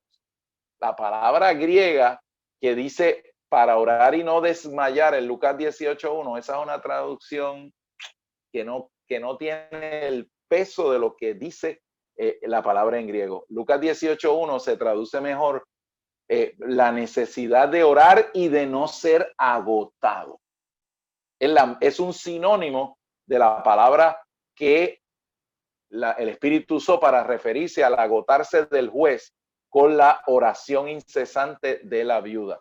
Y esa palabra que se usa en ese versículo es la palabra upopiazo, en el versículo 5. Para que no me agote, dice el juez, le voy a contestar. Y upopiazo significa, es cuando tú le das a una persona, pero débil, pero consistentemente aquí, debajo del ojo. Todos los días usted le da un upopiazo al enemigo. Señor, haznos justicia al adversario. Casi todos los días cuando yo me levanto, estoy orando y disfrutando al Señor. Señor, haznos justicia al adversario. El agregado de toda nuestra indignación con la actividad del diablo, Señor, con todas las porquerías que él está haciendo, se resume, querido Señor, en esta palabra.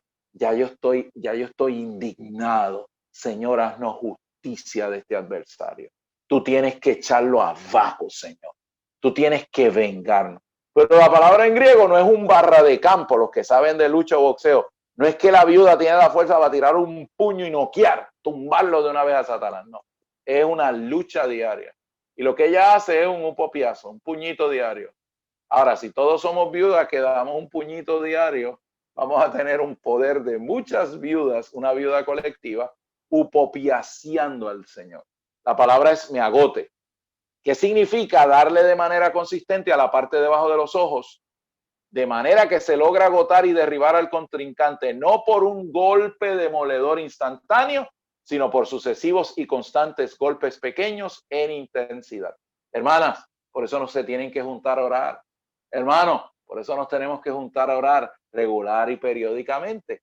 Vamos a unir nuestros pupiacitos. Vamos a unir nuestras oraciones, aunque somos pequeños, pero juntos constituimos algo corporativo para simplemente, Señor, haznos justicia del adversario, haznos justicia en Guatemala, haznos justicia en las actividades del gobierno, Haznos justicia en la situación social. Tú tienes que meter tu mano en este país, Señor. Tú tienes que meter tu mano en Centroamérica. Esa es la viuda, amado. Y esa viuda era insistente. Por eso el juez le contestó la oración. Yo pongo aquí en la B, el problema de algunos es que no tienen la misma sed de justicia de una mujer a la que le mataron el marido. Esa mujer somos nosotros. Nos mataron al Señor, ¿cierto? El Señor fue muerto en la cruz del Calvario. Así que esta mujer tiene la indignación de la que le mataron al marido. El Señor permitirá, subrayen eso, poco a poco, que el entorno del mundo que se opone a Dios se degrade tanto que no lo toleremos más. Si usted quería que yo le dijera, no, mis amores, después de la pandemia vamos a tener un periodo de 200 años donde todos iremos de gratis a las playas del Caribe y tendremos comunión y todos seremos felices y colorín colorado. No, hermano, eso no es lo que hay. La situación se sigue degradando. El trasfondo del escenario es cada vez más negro. Así que el Señor va a permitir que esta situación asquee a tal punto que va a sacar esas oraciones de nosotros. Yo no voy a esperar por eso, ya yo estoy orando en esa dirección. 3 responsabilidades prácticas de los adultos jóvenes que tienen al final de la era. Aquellos entre los 20 y tantos y los 40 y tantos, o sea, ustedes, comprenden una sección clave dentro del conducto de pastoreo, que es una sola pieza. Fíjense que los estoy llevando a la carga del conducto de pastoreo. Lo que yo les estoy diciendo en entre líneas es que el conducto de pastoreo es una responsabilidad medular de ustedes, en otras palabras. Por un lado, son aquellos de manera orgánica deben asumir poco a poco la responsabilidad y el servicio en la vida de iglesia. Eso se lo dije en la introducción. Por otro lado, necesitan pastoreo y modelaje maduro para poder avanzar en el Señor y poder cuidar a otros. Amados, yo siempre le pongo y le doy a los muchachos mi correo electrónico. Ustedes ya saben que yo me llamo Oscar Cordero. Los muchachos tienen mi correo electrónico. Si usted tiene en algún momento la necesidad de escribirme, aunque me tarde porque esté metido grabando programas de radio o esté en la Siberia o donde esté, pero yo siempre contesto los correos electrónicos. ¿Ok? Siéntanse siempre en la libertad de buscar pastoreo, de buscar ejemplos, de buscar experiencia. Amados, estamos a las órdenes. Ustedes, por un lado, necesitan pastoreo y cuidado. Y debemos darle gracias al Señor cuando tenemos hermanos y hermanas que se ocupan de pastorearnos, de cuidarnos, de modelarnos algo. Esto es algo que funciona de esta manera. ¿Ok? Así que en mi oración siempre con los adultos jóvenes, una de las razones, una de mis cargas al regresar a Puerto Rico después de 10 años fuera sirviendo, fue los adultos jóvenes. Poder estar allí, no para hacer algo extraordinario, simplemente para mi esposa y yo estar allí para ellos. Los invitamos semanalmente a comer cuando se podía. Ahora, ¿verdad? La cocina está cerrada por razones de salud, pero simplemente juntarnos a tener comunión, a compartir las experiencias. Siéntanse en esa confianza, amados. Dice aquí, es una salvaguarda ser cuidados y guardados como niños, jóvenes y universitarios mientras crecemos en el seno de familias tipo Primera de Tesalonicenses 2, ¿ok?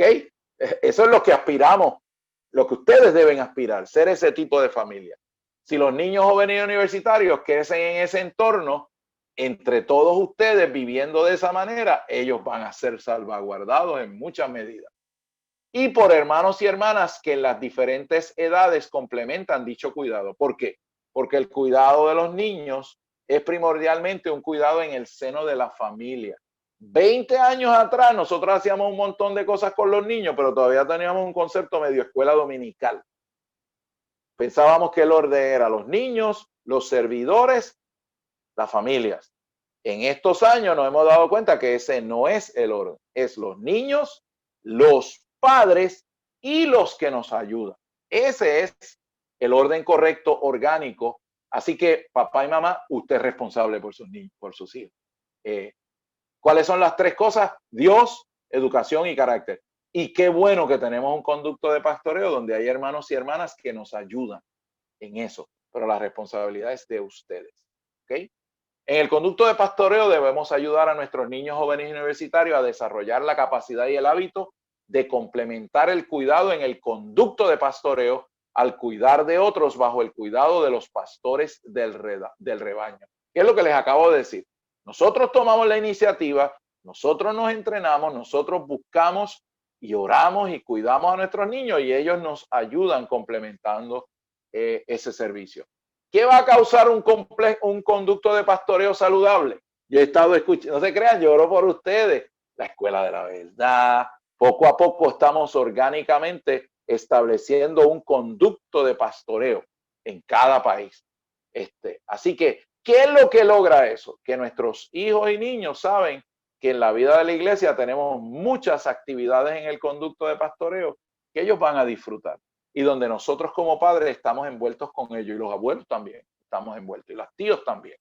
Así que eso causa que la iglesia para ellos venga a ser su sociedad, su nación, el entorno donde ellos establecen las relaciones vitales más importantes, porque nuestros hijos van a adoptar nuestro esquema moral, no es lo que nosotros digamos.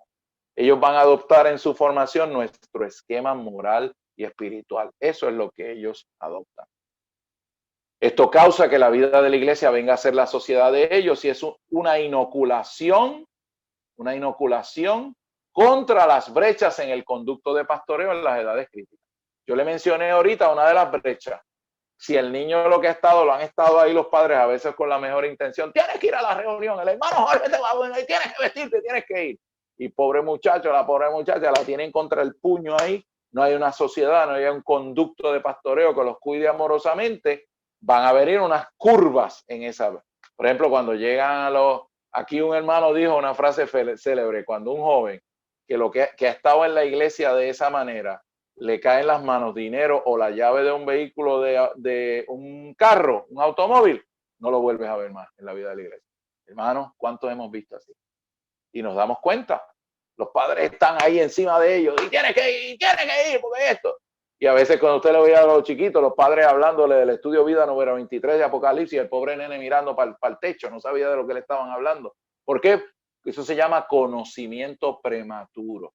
En la iglesia no damos conocimiento prematuro, ni en espíritu, ni en alma, ni en cuerpo. Los niños tienen que ir creciendo conforme a sabiduría poco a poco. No les damos conocimiento prematuro. Un hermano quería poner al muchachito a orar y mira, vamos a orar 2 minutitos y leemos un versiculito, 7 minutos. Y lo que el nene decía, hermano, que yo quiero ir a jugar béisbol con usted, hermano. Pues yo me llevaba al nene a pastorearlo jugando béisbol. Claro, el pastoreo era para la madre y el padre realmente. Pero ¿qué es eso? Pastorearlos conforme a su capacidad. No les damos conocimiento prematuro.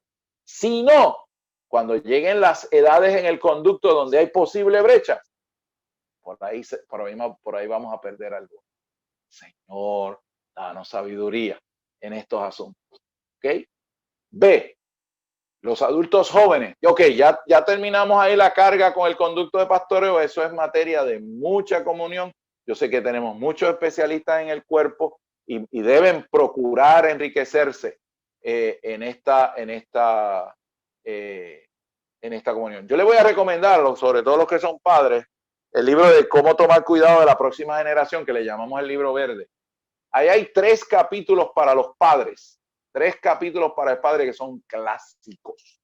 Son mensajes que usted los puede amarrar al asunto de cuidar en el conducto de pastoreo como simplemente su responsabilidad como padre. Amados, adquiéranlo y lean esos capítulos. De hecho, yo se lo doy ahí como una referencia. Los adultos jóvenes tienen este periodo precioso de 18 a 20 años, los cuales son críticos para tener unas experiencias necesarias, ganar unas lecciones importantes y tomar unas decisiones cruciales. Yo le estoy parafraseando un mensaje que Ron le dio a los adultos jóvenes aquí en el Distrito 3 hace 8 años, en agosto 1 del 2002. Él dio 15 experiencias necesarias que ustedes, si son jóvenes pobres, es decir, ustedes no cometen el error que cometió el joven rico, sino que le dan, ¿cuándo es el consentimiento? ¿Cuándo? Diario, cada mañana. Si ustedes son tales con el Señor, y se miran con el corazón del cobrador de impuestos. Él dijo, hay 15 experiencias necesarias, lecciones importantes y decisiones cruciales que usted tiene que tomar entre los 20 y tantos y los 40 y tantos, para que cuando lleguen los años posteriores a los 40 y tantos, usted no esté lamentándose de lo que debió haber hecho y no hizo. Así que, mis amores, están a tiempo. Estamos en un buen tiempo para escuchar estos puntos. Y no son una ciencia, son puntos, yo no puedo dedicarle demasiadísimo tiempo, pero se los dejé ahí para que los recuerden. 1, escoja tener una relación personal y afectuosa con el Señor y su palabra. Hermano, eso tiene que ser un asunto diario. Yo no les puedo hablar demasiado de eso. Yo estoy aquí porque llevo 49 años teniendo una relación diaria con el Señor, orando, confesando. Señor, yo no la hago ni de casualidad, Señor, pero te amo. Señor, cumple la razón por la cual me fuiste a buscar a mi escuela en octubre del año 1971. Señor, yo te amo. Señor, ¿tendrás tiempo para transformarme? Señor, a veces yo la veo, yo creo que yo no soy transformable. Señor, pero yo confío en ti, Señor. Señor, queremos estar en el carril central. Señor, líbranos de nosotros mismos. Tenemos que cultivar, hermanos varones, por favor, please, se tiene que cultivar una relación personal, una relación escondida con el Señor y su palabra. No hay cosa que le traiga más tranquilidad a la jefa de la casa. Yo me di cuenta de eso, que era más o menos como a los 15 años de casado, que la jefa era ella realmente. Pero eso yo se lo dejo a ustedes lo descubrirán poco a poco en el tiempo. Pero una de las cosas que le trae más paz a la jefa del hogar, como yo digo en todas partes, es que su marido se mete con el Señor.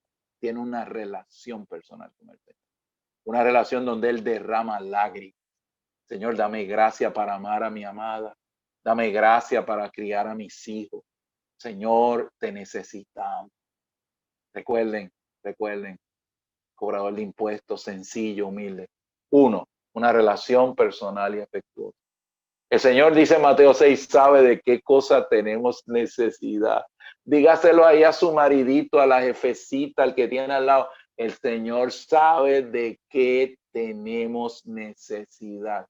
Pero ¿sabe qué? Como novio al fin se queda callado para que la nena se lo diga. Él dice, no, yo quiero que tú me lo digas. Yo quiero que tú me lo digas. ¿Cierto? Él es el novio enamorado también. Él sabe lo que tú y yo necesitamos, porque aquí todos somos la novia colectiva, que seamos unos machos y otros hembras, pero todos somos la novia. Pero él quiere que tú se lo digas. Él sabe lo que tú necesitas, pero él quiere esa relación. Y a veces se queda callado y no te dice nada y tú peleas con él y él se enamora más de ti cuando él hace eso. Ese es nuestro novio, ese es nuestro Señor. 2, aprenda a vivir en la economía divina como un vaso abierto al Señor. Amados, olvídese de lo que usted o deja de hacer. Usted reconoce que ahí en el corazón hay cosas que ocupan todavía ese corazón. ¿Qué es confesar en griego? La palabra confesión en griego es homologeo. ¿Sabe lo que significa homologeo? Llamarle a las cosas como Dios le llama. Si usted tiene un problema de algo que ocupa su corazón, que no lo vamos a decir aquí, yo conozco lo mismo, usted lo suyo, eso es algo privado con el Señor. Usted tiene que decirle cuando usted se confiesa por la mañana con el Señor, Señor, tú sabes que esta parte de mi corazón está ocupada con este asunto. Señor, yo me abro a ti. Señor, yo necesito que tu palabra haga la obra. Señor, yo te necesito. Manténgase como un vaso abierto. 3, esta es práctica. Aprenda a tener un trabajo, estar bajo un jefe y ganarse la vida. Esta es una ley de vida. Y ahí en esa porción el hermano decía que los grandes problemas en la iglesia los causan los hermanos varones. Las hermanas causan muchos problemas chiquitos, pero los grandes problemas que dividen son los hermanos. Los hermanos. Y muchas veces tienen que ver con el carácter. Ese punto 3 es un punto de carácter. En otras palabras, no sea vago, hay que trabajar, hay que estudiar, hay que prepararse bajo el cuidado y la soberanía del Señor. ¿Por qué? Porque eso nos permite ganar un carácter y nos permite poder tener una relación adecuada en un entorno de trabajo. Y el hermano decía, eso es una ley de vida. ¿Oyó? De hecho, la venida del Señor, cuando dice que estarán dos en el campo y estarán las mujeres, ¿qué nos dice? Que el asunto de ganarse la vida en un trabajo regular, no en un monte viviendo vida contemplativa en el monasterio. El modelo es que estaban trabajando, llevando a cabo sus responsabilidades, y ahí fueron arrebatados por el Señor. Así que más claro no canta un gallo en Mateo 24. Los que estaban trabajando y llevando a cabo sus responsabilidades ordinarias en la vida, lo único que viviendo como Dios hombres. Aleluya. Aprenda a manejar el dinero y a ubicar el hogar del dinero en su corazón. Recuerde que es mamón. Apocalipsis 17 Apocalipsis 18 es un capítulo dedicado a la ganancia, al mercado, al comercio y la alegría que el Señor va a tener en destruir la Babilonia material, la mentalidad comercial.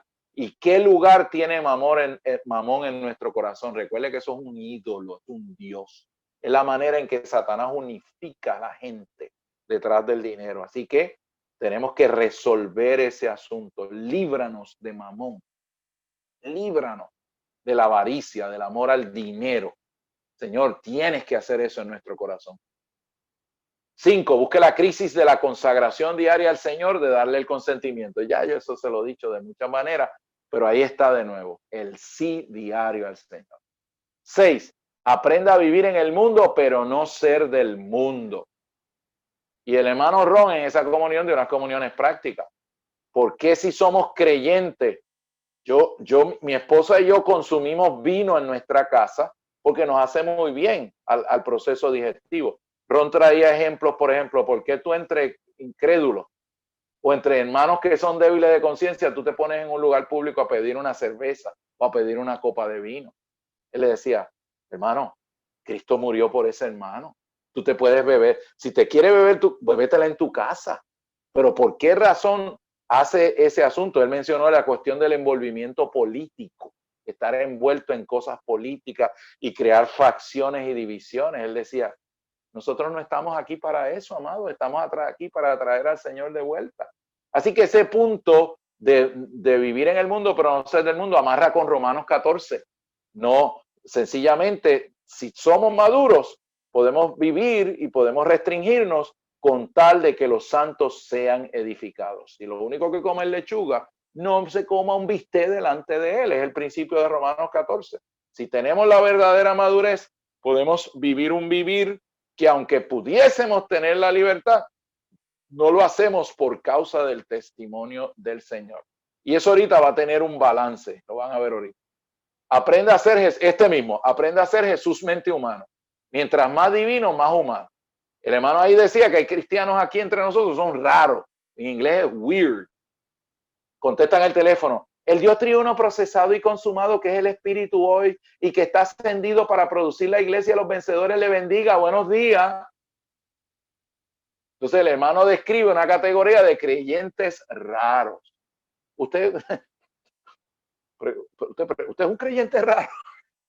O sea, creyentes que tienen unas concepciones raras. Una vez estaba el hermano Don Luper comiéndose un helado allá en Texas cuando vivía y había una hermana que le dice, hermano, yo no le puedo servir helado porque en la Nueva Jerusalén no se va a comer helado. Le dice así bien seria a ella y él le dice, pues hermana, en Texas hay una marca de helado que es riquísima, de chocolate chip. Le dice, pues hermana, no estamos en la Nueva Jerusalén y yo me quiero comer una copa de ese helado de chocolate chip. Y la hermana dijo, ay, perdón, hermano. ¿Qué es eso? Cristianos raros. Weird. Cristianos raros. Así que, amados, seamos Jesús mente humano. No seamos tan espiritual que eso nos vea el espíritu de tan espirituales que somos. Tiene que haber un balance entre el punto 6 y el punto 7. Aprenda a tocar a sus parientes en resurrección, no de manera natural. A veces yo como esposo, en un cierto momento, tenía que cuidar a mi amada querida de ciertas situaciones con algunos parientes donde ella se le hacía difícil tratar la situación. Entonces, esas son las maneras prácticas de amar a nuestro querido esposo o esposa, los que están casados. Cómo tratar la familia, cómo tratar los días festivos, cómo tratar esto, cómo tratar lo otro. Son situaciones donde debemos aprender a tocar, amar a nuestros parientes, amarlos, pero en resurrección, donde va a haber ciertos límites dentro de no ser raros y tampoco dentro de enredarnos en el mundo. ¿Ven el balance? Ese balance tiene que ir forjándose en nosotros como matrimonios jóvenes o como adultos jóvenes, si no estamos casados, en la vida de la iglesia. Aprenda a recibir la disciplina del Espíritu Santo en su vida. Señor nos va a poner en un entorno, empezando los que están casados con el que duerme o la que duerme contigo. Eso es parte del entorno.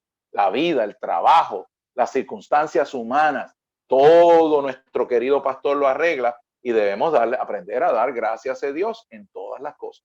Fíjense, 1 Corintios 7, Pablo cuando le da la palabra a los matrimonios, que le dice que aprendan a dedicarse sosegadamente a la oración, que de hecho un principio que le digo a todos ustedes, mi esposa y yo aprendimos a sacar tiempos específicos como marido y mujer desde el primer día que nos casamos y hasta el día de hoy lo practicamos y cumplimos 40 years y vamos para 41 ahora en diciembre. Hemos practicado una vida donde sabemos sacar tiempos para nuestros niños. Crecieron cuando eran chiquitos, los sábados, nosotros orando por ellos, por los hermanos y ellos brincándonos por encima, porque era sábado, estaban, mire, al parque a jugar. Así que realmente es bien importante entender este asunto de la disciplina del Espíritu Santo, pero a la misma vez aprender nosotros a desarrollar juntos una vida de oración y de búsqueda del Señor, donde podamos dedicarnos sosegadamente a la oración. Y en el próximo porción ahí en 1 Corintios 7, Pablo dice que en el estado en que estás, no lo cambies, no te cambies del estado en que estás. ¿Por qué razón? Porque los creyentes maduros consideran la disciplina del Espíritu Santo, es decir, las circunstancias externas como parte de la voluntad del Señor. Un creyente maduro no está con una piquiña de tratar de cambiar las circunstancias externas. Un creyente maduro ora y puede ser que el Señor te dirija a hacer cambios en tus situaciones externas, pero tú no estás con una desesperación. ¿Por qué? Porque estamos siendo encabezados por el Señor y tomamos el entorno externo como parte del arreglo del Señor. Seguimos. Aprenda a buscar el crecimiento en vida por las experiencias básicas de vida. Eso suena redundante, pero tenemos que ser agresivos para que nuestro espíritu no se apague. Vea y reconozca que la obra central de Dios es forjarse en nuestras vidas. Amado, Dios no está en el interés de hacerlo sufrir, ni está en ninguno interés que no sea en forjarse en usted para obtener un vaso corporativo que le permita regresar a él a la tierra. Aprenda a vivir en paz con todos. Los Dios hombres no se ofenden con nadie. Aprenda a cargar a la curva de aprendizaje el fuego amigo. Cuando María y yo migramos a España, ole, venga, vale, tío. Cuando migramos a España, la situación de los hermanos era muy débil. Hoy día la iglesia en Madrid no es la iglesia de hace 11 años. Alabado sea el Señor. Pero los hermanitos no podían dar ni podían atendernos a nosotros en muchas cosas prácticas. En otras palabras, nosotros tuvimos que abrirnos caminos de manera práctica allí en aquella ciudad y aprender cómo se vivía allí. Y era fácil en algunos momentos, por algunos percances y situaciones, uno decir, pero ¿por qué los hermanos esto? ¿Por qué los hermanos nosotros? Y un día el Señor nos alumbró y nos dijo, eso es lo que los hermanitos dan. Así que carga a la curva de aprendizaje el fuego amigo. En otras palabras, ellos no tienen la intención de hacerlo, pero no pare más. Amados, aprendan a cargar a la curva de aprendizaje muchas situaciones en la vida de la iglesia, que es, como se dice en inglés, friendly fire. Hubo ofensa, hubo esto, hubo lo otro, pero la gracia es sencillamente botarlo. Señor, lo cargamos a aprendizaje y oramos por los hermanos. Y somos un factor para que los hermanos maduren y un día esas cosas no pasen. Y de hecho podemos dar testimonio que el testimonio allí maduró posteriormente y es una vida de iglesia que no es la que a nosotros nos tocó un poquito, ¿verdad? Pero aprendimos la lección, fue remachada la visión. Aprenda a cargar a la curva de aprendizaje el fuego amigo, las situaciones de ofensas dentro de la iglesia. Si no, aquí no va a poder ser edificable con los santos. Aprenda a vivir, viva tomando cuidado de otras personas. Ya eso lo hemos tocado. Asuma responsabilidades en la iglesia sin ambición y sin esperar nada a cambio. Lo hemos tocado, lo vimos en la letra A. Viva una vida en y para la voluntad de Dios. Y Apocalipsis 4:11 es un versículo maravilloso. ¿Por qué? Porque todas las cosas fueron creadas conforme a su voluntad. Tranquilo. que aunque a veces la cosa se vea oscura, o haya esto, o haya lo otro, tranquilo. Todo ha sido creado conforme a la voluntad de Dios y usted y yo estamos en el carril central de la voluntad de Dios. Ok, finalmente, los adultos jóvenes deben guardarse de la nueva religión representada por la iglesia en la Odisea. Oiga bien, la Odisea representa el recobro degradado y es el engaño más oscuro. Es tener el conocimiento objetivo de las verdades más elevadas, pero a la vez tiene al Señor fuera y no cena con él ni lo cena a él. Por lo tanto, ni ella digiere al Señor, ni el Señor la digiere a ella. ¿Se recuerdan de la Odisea? Es la última. Es la desviación de Filadelfia. ¿Cuál es la característica más negativa y perniciosa de la Odisea? Que ella tiene el conocimiento. Todo esto que estamos hablando ya lo conoce acá. Lo tiene como conocimiento objetivo. Roncaglia decía que es el engaño más terrible, porque no es el engaño en herejía, ni es el engaño en cosas que son falsas. Es tener este conocimiento solo como conocimiento objetivo. No tener el contacto, no practicar esos 15 puntos para bajar el conocimiento objetivo a algo que comemos, digerimos y asimilamos diariamente. De manera que el Señor no está fuera, sino que nosotros comemos al Señor y al comer al Señor nos hacemos comestibles para el Señor. Es un mutuo comer. Por eso es que al tener solamente conocimiento objetivo y estar engañada pensando que eso la califica, el Señor no puede comerla y por lo tanto, ¿qué hace? La vomita. No es digerible. Recuerden que esto es un vivir incorporado. Nosotros comemos al Señor, nosotros somos forjados en su divinidad, Él se forja en nuestra humanidad. Es un proceso de mezcla por medio de la saturación. Así que yo les traigo este asunto y le llamo la nueva religión. Amados, ¿cuál es el riesgo? Todos ustedes que fueron a entrenamiento, todos ustedes que han estado ahí, ¿cuál es el riesgo, amados? Dejar de comer al Señor, dejar de besarlo por la mañana, dejarle de darle el sí al Señor, dejar de ser honesto con el Señor y decirle, Señor, yo realmente este asunto, eso está ahí, Señor, homologeo, y yo lo llamo como tú lo llamas, Señor. Señor, y está en el principio de 7, yo no sé cómo, me desespero por eso, yo no sé cómo sacar eso de mi corazón. Eso es lo que el Señor busca. Cuando somos tales, somos librados de la religión de mero conocimiento objetivo.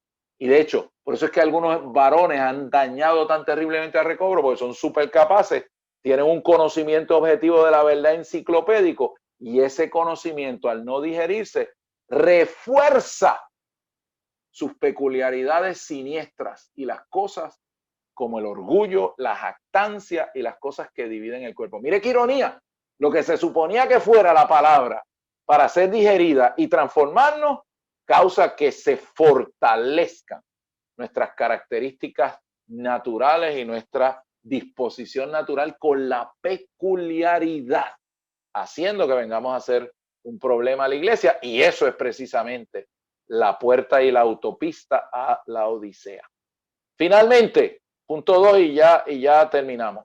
En el 2001 y a días del 9/11, ¿se recuerdan del 9/11? Los aviones y lo que sucedió en Nueva York. Roncaglia compartió una palabra de consuelo, pero muy sobrio en cuanto a nuestras vidas y servicios. Y en ese compartir, el hermano nos recordó, oiga bien, márquelo, que el orden no es Dios, iglesia, obra y familia. El orden es Dios, familia, iglesia y obra. Repitan todos conmigo, el orden no es Dios, iglesia, obra y familia. El orden es Dios, familia, iglesia y obra. Las hermanas digan Dios, familia, iglesia y obra. Los hermanos digan Dios, familia, iglesia y obra. Tenga cuidado de obreros que son todo obra, pero no tienen el respaldo de un vivir práctico que se refleje en el cuidado y pastoreo amoroso de su esposa y sus hijos. Y al que le caiga el aguacero, que escampe, dice por ahí. Aunque el que nuestros hijos reciban a Dios, aunque el que nuestros hijos reciban a Dios y vivan, debe decir ahí, ese es mi único typo de ese bosqueo. Perdónenme, hermano, me salió uno, yo creía que estaba bien. Y vivan para Él. Eso es algo en la esfera de la soberanía de Dios. Yo no tengo una fórmula para asegurarme que mis 3 hijos hayan recibido al Señor y sean salvos. Eso es algo en la soberanía de Dios. Pero eso no es una excusa para no tener un testimonio claro en este asunto. ¿Conforme a qué modelo? Primera de Tesalonicenses 2. Madre que nutre con amor y padre que ¿qué? Que exhorta como un testigo, encabezando el hogar para que se haga lo que nuestro amorcito dice. Ese es mi hogar, hermano. Yo soy la cabeza y ella es el cuerpo. Trata de mover la cabeza sin el cuello. Así que, amados, si tenemos el modelo, es nuestra responsabilidad. Y aquí le estoy hablando a los matrimonios, a los que se van a casar. Que el Señor que los muchachos se salven. Eso está en la soberanía de Dios. Pero eso no me exime de ese orden. Métanse eso en el sistema. Es Dios, familia, iglesia y obra. Cuando tengamos eso, sin lugar a duda nos daremos con todo lo que tenemos para que el Señor pueda edificar su novia preciosa, pero tendremos un saludable conducto de pastoreo donde nuestros niños, jóvenes y adultos puedan crecer y puedan decir, como dijo una que yo conozco, mis padres nunca me exigieron que nos consagráramos, simplemente vivieron un vivir. Cuando terminé la universidad me fui para el entrenamiento, regresé, me casé, tengo un hijo, mi casa está abierta para el Señor, porque yo hago lo que hicieron conmigo, no lo que me dijeron. Aleluya. Señor, te damos gracias. Y aquí digo que los adultos jóvenes en Guatemala, y perdonen que me haya extendido, pero como yo no les hablaba hace 50 años, me tienen que tolerar hoy. Que los adultos jóvenes en Guatemala puedan tomar esta comunión para ser creyentes, familias, servidores normales, que le dan el sí al Señor cada día, tomándolo como la rica gracia para cumplir su deber dispensacional, conforme a la comisión que todos tenemos por estar en el recobro del Señor. Gracia sobre gracia, y le doy dos referencias ahí. Cultivar la siguiente generación para la vida de la iglesia. Esos 3 mensajes para los matrimonios, para los padres, eso. En Puerto Rico los jóvenes dicen, tú sabes, el acento de ese boricua, le ronca la manigueta. Eso quiere decir que eso está, pero yo no sé cómo dicen los muchachos en Guatemala, eso está. En Brasil dicen legal. Es decir, cultivar la siguiente generación. Por favor, lean los mensajes para los padres y la experiencia de vida, que es más gruesito, toma como un año, pero están las 4 etapas de crecimiento y es un libro clásico. Ahora oramos. Gracias, Señor. Gracias por este tiempo. Bendice a estas familias preciosas. Cuida a los muchachos. Señor, que ellos se compenetren como uno. Se amen los unos a los otros. Ellos levanten un modelo y testimonio sólido en estos asuntos. Que le dé el testimonio sólido para atraer a jóvenes universitarios. Señor, para preservar a nuestros high schoolers, los de secundaria, los de primaria. Criar a nuestros niños sin conocimiento prematuro de una manera adecuada, Señor, para que cuando maduren y crezcan y le toquen formar hogares, escojan esta manera de vida, no porque se les obligó o porque es un deber religioso, sino como el resultado lógico y orgánico del pastoreo amoroso. Gracias que tú eres nuestro querido pastor.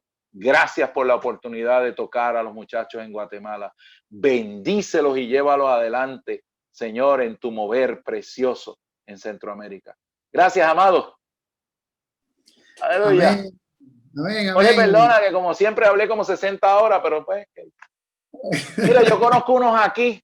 En el último entrenamiento, mire, yo soy un nene, mira, chiquito, lo comparado con algunos de estos, mira. Así que tengo la conciencia medio limpia en eso. Amén, amén. Gracias, Santo. Preciosa palabra. Aquí esos mensajes son bien chileros, chilerísimos. Acá dicen allá, porque tengo que hablar la jerga, tengo que aprender las terminologías de los... Hermano, yo tengo que brincar para una reunión. Yo me tengo que ir rapidito porque ya estoy como siempre atrasado. Pero esperamos que esto pase pronto. Ya que aparezca la vacuna. Yo no sé, la de Marte, la de Rusia, yo no sé cuál será. pero que en algún momento nos podamos ver físicamente y abrazarnos y besarnos en el amor del Señor. Y recuerden, Jole, tú tienes mi correo electrónico. Amén, sí. Con mucho gusto, amado. Me dicen, hermano, mire, los otros días me escribió una hermana anónima, se inventó hasta una cuenta y todo, para traerme una situación. Gracias al Señor, la sangre no llegó al río, pero ella me decía, hermano, es que yo no quiero darle el nombre porque me va a odiar y que siento que si lo otro. Y yo le digo, ella se puso un pronombre, yo le dije, le usé el pronombre, y yo dije, ¿cómo yo te voy a odiar, querida hermana? Tú eres mi hermana en el Señor. La carne mía no es mejor que la tuya. Así que seamos pastores, amados, seamos pastores. Gloria al Señor. Amén. Amén. Gloria al Señor. Los Amén. dejo ahí, que me tengo que ir, estoy contra el reloj en otra comunión. Un abrazo y después Jorge me escribe cuántos asistieron, me gustaría tener el número. Amén, Amén. amados preciosos. La gracia del Señor. Gloria al Señor. Ahí gozo. Amén, amén.